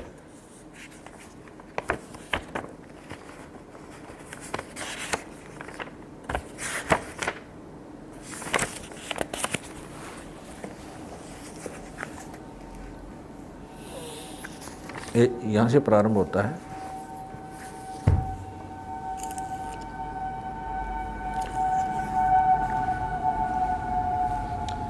ये प्रथम अध्याय है, इसका प्रथम मंत्र नीचे देखिएगा, यहाँ से प्रारंभ होता है। अब इन्होंने खुद इसमें, यहाँ देखिएगा, ये मंत्र नंबर 5 में लिखा है अग्नि। अग्नि माने परमेश्वर शब्द किया है, सत्य उपदेश करने वाले परमेश्वर 5 में। ये आगे देखिएगा, इन्होंने 11 मंत्र में भी अग्नि माने परमेश्वर शब्द किया है। ये देखिए, ये मंत्र नंबर 11 है, 11 प्रथम अध्याय का, और यहाँ अग्नि शब्द है इसमें। अग्नि माने जगदीश्वर 11 में। और फिर देखिएगा 13 में भी अग्नि माने, ये 13वां अध्याय है, यहाँ देखना, ये 13वां मंत्र है प्रथम अध्याय का। इसका अनुवाद यहाँ पर है। तो इसमें भी अग्नेय माने परमेश्वर की प्राप्ति के लिए 13वें में। अब 15वें श्लोक मंत्र में यहाँ देखिएगा, ये है प्रथमो अध्याय, और यहाँ देखिएगा 15वां मंत्र। इसमें अग्नि तनुरसी, परमेश्वर से शरीर है। अग्नि माने परमेश्वर, तनु माने से शरीर, असी माने है। लेकिन स्वामी जी ने इनका अर्थों का, ये जितने भी हाईलाइटेड हैं, इनका अर्थ ही, शब्दों का अर्थ छोड़ दिया।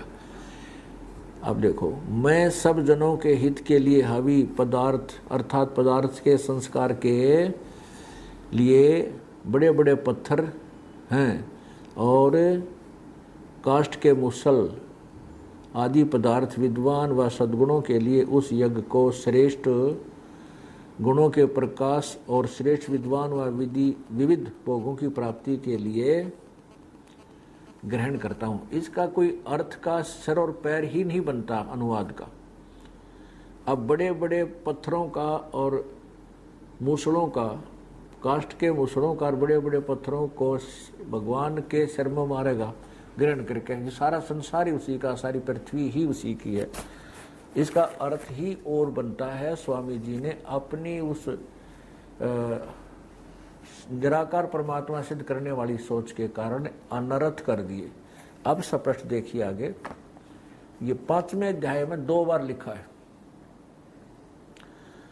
5वें अध्याय में यजुर्वेद अध्याय नंबर 5 के मंत्र नंबर 1 में 2 बार भगवान को साकार सिद्ध किया है। इसमें इन्होंने अनुवाद करना पड़ा और उस अनुवाद के अर्थ ही अनर्थ कर दिए। यहां देखना, ये है अथ 5वां अध्याय आरंभ है।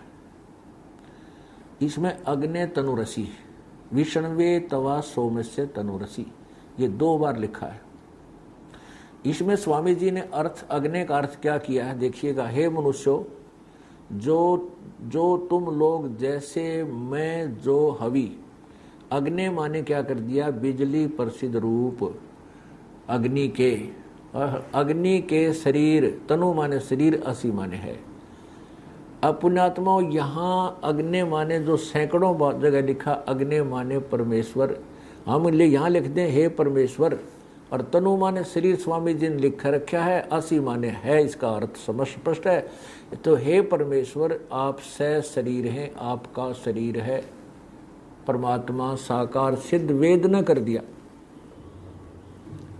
और इसमें दो बार लिखा है विष्णवे तवा सोमस्य, विष्णवे तवा सोमस्य तनुरसी, उस सर्व पालन करता अमर पुरुष, सोमस्य माने अमर पुरुष का, तनु माने शरीर, असी माने है। अब सोम माने क्या होता है, ये भी इन्हीं के अर्थों से सिद्ध करता हूं। यही 5वां अध्याय 5वें अध्याय के 35वें मंत्र में स्वामी जी ने स्वयं अर्थ किया है। ये देखिए इधर देखिएगा, इधर ये 35वां मंत्र है। इसमें सोम शब्द का ऐश्वर्य देने वाले जगदीश्वर अर्थ किया है। सोम माने जगदीश्वर, ऐश्वर्य देने वाला जगदीश्वर। इससे सिद्ध हुआ स्वामी जी ने सोम का अर्थ ऐश्वर्य देने वाला जगदीश्वर। और अब फिर आओ इसी पर 5वें अध्याय के प्रथम मंत्र पर ही, अब हम इसको स्वयं अनुवाद करते, इन्हीं के द्वारा किया हुआ। ये देखना, ये अब इसमें है अग्नि तनुरसी, परमेश्वर से शरीर है। विष्णवे तवा माने उस, सोमस्य माने अमर पुरुष का, जगदीश ऐश्वर्य देने वाले जगदीश्वर का, तनु माने शरीर, असी माने है। उस सर्व के पालन करने वाले अमर पुरुष, सर्व ऐश्वर्य देने वाले परमेश्वर का, सोम माने ऐश्वर्य देने वाला परमेश्वर अर्थात परमेश्वर का शरीर है। इससे सिद्ध हो गया, वेदों में स्पष्ट हुआ कि परमात्मा सह शरीर है। अब स्वामी जी ने सत्यार प्रकाश में भी अपनी व्याख्या का आप ही खंडन करके परमात्मा को साकार भी सिद्ध कर रखा है। अब ये दिखाते हैं। अब सत्यार प्रकाश आप देखिए, सत्यार प्रकाश के समोल्लास नंबर 7 में स्वामी जी ने अपनी ही व्याख्या का आप ही खंडन किया है। देखिएगा 7वें समोल्लास के पृष्ठ नंबर 154 पे स्वामी जी कह रहे हैं परमात्मा निराकार है। 155 पर साकार सिद्ध कर रहे हैं। वास्तव में सच्चाई यह है कि परमात्मा साकार है, वो मनुष्य सदृश्य है। और स्वामी जी की सोच और अभी तक जितने भी ऋषि महर्षि हुए वो परमात्मा से परिचित न होने के कारण उसको निराकार बता रहे हैं। अब ये स्वयं भी स्वामी जी को वेद भी सिद्ध कर रहे हैं परमात्मा साकार है, सहशरीर है, और स्वामी जी निराकार मानते हैं और अपनी ही व्याख्या में आप ही फंस रहे हैं कि वास्तव में परमात्मा साकार है। ये देखिएगा, यही प्रथम 7वां समोल्लास, इधर देखिएगा 154 पृष्ठ पे नीचे आइएगा। किसी ने पूछा, प्रश्न किया, प्रश्न ईश्वर साकार है व निराकार? उत्तर स्वामी जी का निराकार। 154 पे। अब 155 पे साकार बता रहे हैं। ये देखो 155 नीचे आइएगा। किसी ने प्रश्न किया कि आप परमेश्वर की स्तुति, प्रार्थना और उपासना करनी चाहिए व नहीं? उत्तर करनी चाहिए, स्वामी जी कहते हैं। तो क्या स्तुति आदि करने से ईश्वर अपना नियम छोड़कर स्तुति प्रार्थना करने वाले का पाप छुड़ा देगा? उत्तर स्वामी जी का नहीं। तो फिर स्तुति प्रार्थना क्यों करना? उत्तर स्वामी जी का, उनके करने का फल अन्य ही है। क्या है प्रश्न? क्या है उत्तर स्वामी जी का? स्तुति से ईश्वर में प्रीति, उसके गुण कर्म स्वभाव से अपने गुण कर्म स्वभाव का सुधरना तथा प्रार्थना से निरअभिमानता, उत्साह और सहाय का मिलना। उपासना से, अब देख लो, ये उपासना शब्द से हम शुरू करेंगे। उपासना से परब्रह्म से मेल और उसका साक्षात्कार होना, उसका साक्षात्कार होना। अब स्पष्ट हो गया। अब पहले ये विचार कीजिए कि परब्रह्म से मेल, यानी ब्रह्म से कोई अन्य भगवान है, उससे मिलन होता है। यानी इस उपासना से स्वामी जी कह रहे हैं कि परमात्मा से मेल होता है और उसका साक्षात्कार होता है, अर्थात वो दर्शन देता है, वो दिखाई देता है। तो दिखाई तो साकार दे सके, निराकार दिखाई नहीं दे सकता। अब और क्लियर करते हैं, उपासना को लेते हैं। उपासना क्या होती है? इसी समोल्लास नंबर 7 के पृष्ठ नंबर 100, ये देखिएगा 59 पर, 7वें समोल्लास के 59 पर क्या लिखा है? उपासना शब्द का अर्थ है समीप होना या भगवान के, अर्थात भगवान के निकट पहुंचना। और अष्टांग योग से परमात्मा के समीपस्थ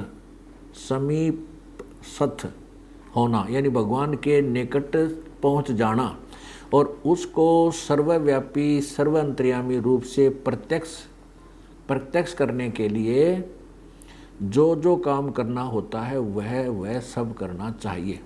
प्रत्यक्ष माने देखने के लिए। प्रत्यक्ष शब्द को क्लियर करेंगे आगे चल के। नीचे आइए। अब कैसे उपासना करनी चाहिए? जब उपासना करना चाहें तब एकांत शुद्ध देश में जाकर आसन लगा, प्राणायाम कर, बाह्य विषयों से इंद्रियों को रोक, मन को नाभि, हृदय, कंठ, नेत्र, शिखा, पीठ के मध्य हाड में किसी स्थान पर स्थिर कर अपने आत्मा और परमात्मा का चिंतन करके परमात्मा में मगन हो जाने को से संयमी होता है। अर्थात उपासना कैसे करनी चाहिए स्पष्ट कर दिया। और उपासना मतलब समाधि लगानी चाहिए। उपासना में समाधि, ध्यान लगाना चाहिए। आंखें बंद करके, आंखें में अपना ध्यान एक स्थान पर एकांत बैठ कर समाधिस्थ होने का प्रयत्न करना ही उपासना का है। और उपासना का क्या लाभ है कि भगवान के निकट पहुंच जाना। स्वामी जी ने कह दिया उपासना से उसके साक्षात दर्शन होते हैं। दर्शन उसके दिखाई देता भगवान, साकार बिना निराकार दिखाई नहीं देता। अब देखिए इसी के 167 पृष्ठ पे उपासना से, इसी के 167 पृष्ठ पे नीचे सप्तम समोल्लास के, ये देखना नीचे आना, ये जो हरे वाला है, ये समाधि दशा में जब योगी को परमेश्वर प्रत्यक्ष होता है। ओह, ये जो उपासना की एक स्थान पर बैठ कर वह समाधि दशा है, जब योगी को परमेश्वर प्रत्यक्ष होता है। प्रत्यक्ष माने दिखाई देता। अभ्यास करने से और ध्यान लगाने से, उपासना से परमात्मा प्रत्यक्ष होता है। प्रत्यक्ष माने सामने साकार वस्तु का देखना। अब प्रत्यक्ष शब्द को भी स्वामी जी के शब्दों से ही आपके सामने सिद्ध करना चाहते हैं कि प्रत्यक्ष क्या है। प्रत्यक्ष कैसी वस्तु होती, साकार होती है निराकार? अब देखना इसी के प्रश्न नंबर 51 पर, ये तृतीय समोल्लास प्रश्न नंबर 51, नीचे आइएगा। ये अब प्रत्यक्ष को क्लियर किया है, स्पष्ट किया। जैसे किसी ने किसी से कहा तू जल ले आ, वह लाके उसके पास धर के बोला यह जल है। परंतु यहाँ जल इस दो अक्षर की संज्ञा न लाने और न मंगवाने वाला देख सकता है। जल साकार नहीं, जल अक्षर साकार नहीं है शब्द, किंतु जिस पदार्थ का नाम जल है वह प्रत्यक्ष होता है, अर्थात वो दिखाई देता है। और जो शब्द से ज्ञान उत्पन्न होता है वह शब्द प्रमाण विषय है। स्पष्ट कर दिया कि जो जिस पदार्थ का नाम जल है वही प्रत्यक्ष होता है। जो जल ला के रखा वो प्रत्यक्ष है, अर्थात वो साक्षात है, वो दिखाई देने वाली वस्तु को प्रत्यक्ष होना कहा जाता है। इसका और स्पष्ट किया है इसी के 348 पृष्ठ पे स्वामी जी के द्वारा लिखे रचे सत्यार प्रकाश के ही 348 पृष्ठ पे आप देखिएगा। स्पष्ट इसमें क्या स्पष्ट किया है कि जैसे घड़ा बाहर होता है और घड़े को जब बाहर घड़ा किसी ने देखा हुआ है और जब वो अंदर समाधिस्थ होता है तो उसको घड़ा वही साकार वस्तु अंदर प्रत्यक्ष होती है। उसको प्रत्यक्ष होना, समाधि में किसी वस्तु का प्रत्यक्ष होना अर्थात परमात्मा ऐसे प्रत्यक्ष होता है। ये स्पष्ट किया, देखिएगा ये समोल्लास नंबर 12 12वां समोल्लास, और यहाँ आना इस साइड में 248 पृष्ठ पे नीचे आइएगा। अब कहते हैं सोत्रांतिक किसी पदार्थ को प्रत्यक्ष नहीं मानता जो वह आप स्वयं और उसका वचन भी अनुमेय होना चाहिए। प्रत्यक्ष नहीं, जो प्रत्यक्ष न हो तो अवयम घट यह प्रयोग न, ये देश का न घड़ा नहीं है। देखो, किंतु समुदाय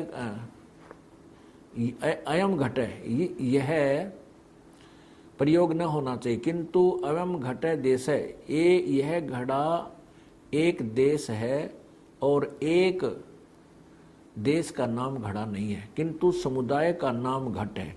यह घड़ा है वह प्रत्यक्ष है। जो वस्तु सामने दिखाई देती है वो घड़ा प्रत्यक्ष है।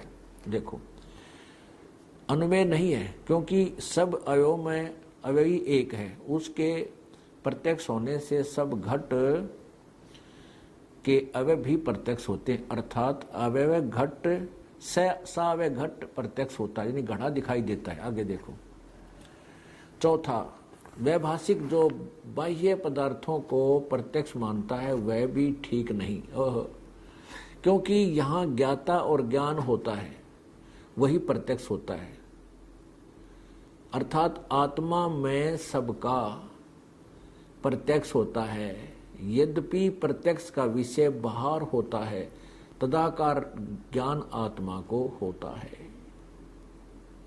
अब इसे स्पष्ट होया कि जो घड़ा यानी जो कोई वस्तु साकार कहीं बाहर है, अन्य स्थान पर है, और जब वो समाधिस्थ होता है, उपासना करता है, तो वो बाहर वाली वस्तु जो साकार है जैसे घड़ा है, तो वो समाधि दशा में आत्मा में उसका वो प्रत्यक्ष होता है, अर्थात वो साक्षात होता है, दिखाई देता।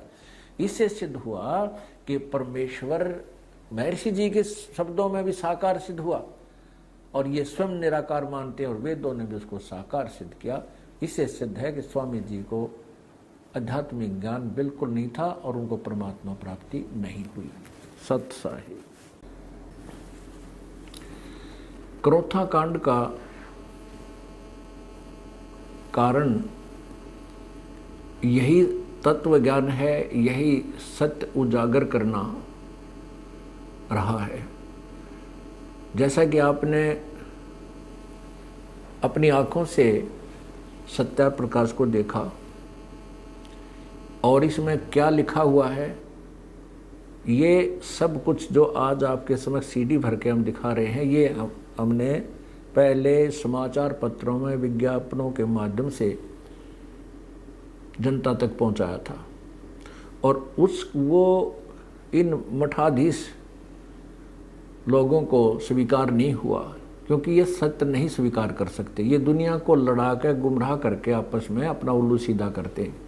इन्होंने वही चाल चली, इस सच्चाई को अपने अनुयायी से छुपाकर उन्होंने मुझ दास का कुप्रचार करना शुरू कर दिया, ताकि जनता को भड़का के और मेरे विरुद्ध करके इन्होंने को यही योजना बनाई, षड्यंत्र रचा कि संत रामपाल को मार दिया जाए, आश्रम को ख़त्म कर दिया जाए, ताकि तुम्हारे अज्ञान की पोल ना खुले। इसी उद्देश्य से इन्होंने आसपास की जनता को भ्रमित किया, झूठ बोल बोल कर सतलोक आश्रम क्रोथा में ऐसा गंदा काम होता है, ऐसा होता है, और वहाँ पर कोई कुछ ऐसा गलत नहीं होता था। ये सत्य प्रचार होता था, दिन से इनकी जड़ उखड़ रही थी, जिसके कारण इस सत्यार प्रकाश को बेचकर दुनिया को गुमराह करके ये रोजी रोटी चला रहे थे। उससे दुखी होकर अपनी पोल को ख़त्म करने के बचाने के लिए इन्होंने मुझे मारने का षड्यंत्र रचा और 12 जुलाई सन 2006 को आक्रमण करवाया। और जब देखा इन्होंने आक्रमण किया तो इन्होंने देखा कि ये मुझे ना तो मारने में सफल हुए, ना आश्रम तक पहुंचने में सफल हुए, ये पहले ही दूर रहे। तो उन्होंने देखा कि रामपाल अब फंस नहीं रहा। इन्होंने एक लड़के को स्वयं ही मारा गोली से और हमारे नाम मंडवा दिया, क्योंकि हरियाणा के मुख्यमंत्री श्री भूपेंद्र सिंह जी हुड्डा भी आर्य समाजी हैं। उनको इन्होंने भ्रमित कर दिया, गुमराह किया हुआ था, जिस कारण से उन्होंने इनका पक्ष लिया और मुझ पर और मेरे अनुयायियों पर झूठा आरोप लगा करके झूठा मुकदमा बनवा दिया, जबकि इन्होंने स्वयं ही वो मारा, इन्होंने आक्रमण किया। और ये स्पष्ट है, हमारी जो CFSL की रिपोर्ट जो मधुबन से आई है उसमें स्पष्ट किया है कि आश्रम के हथियारों से उस लड़के की मृत्यु नहीं हुई और उस लड़के का जो गोली लगा हुआ घाव का टेक्निकल जो तरीका है उससे पता चला है कि वो ज़्यादा से ज़्यादा 20 फुट की दूरी से चले हुए हथियार से मृत्यु को प्राप्त हुआ है। जबकि पुलिस ने जो स्थान बताया है कि यहाँ मरा हुआ मिला, तो वो हमारे आश्रम से पुलिस के अनुसार 140 फुट की दूरी बनती है। इससे सिद्ध है कि इन्होंने हमारे को फंसाने के लिए षड्यंत्र रचा था और उद्देश्य यही था कि इनके इस अज्ञान की, सत्यार प्रकाश के अज्ञान की, महर्षि जी के अज्ञान की पोल ना खुले। और हम निर्दोष हैं, सच्चाई और जनता के सामने कुछ दिनों में स्पष्ट हो जाएगी। तभी इन लोगों को कहीं मुंह दिखाने का स्थान नहीं रहेगा, ये लुकते फिरा करेंगे, वो दिन दूर नहीं है। सत साहिब बोलो, सतगुरुदेव की जय हो।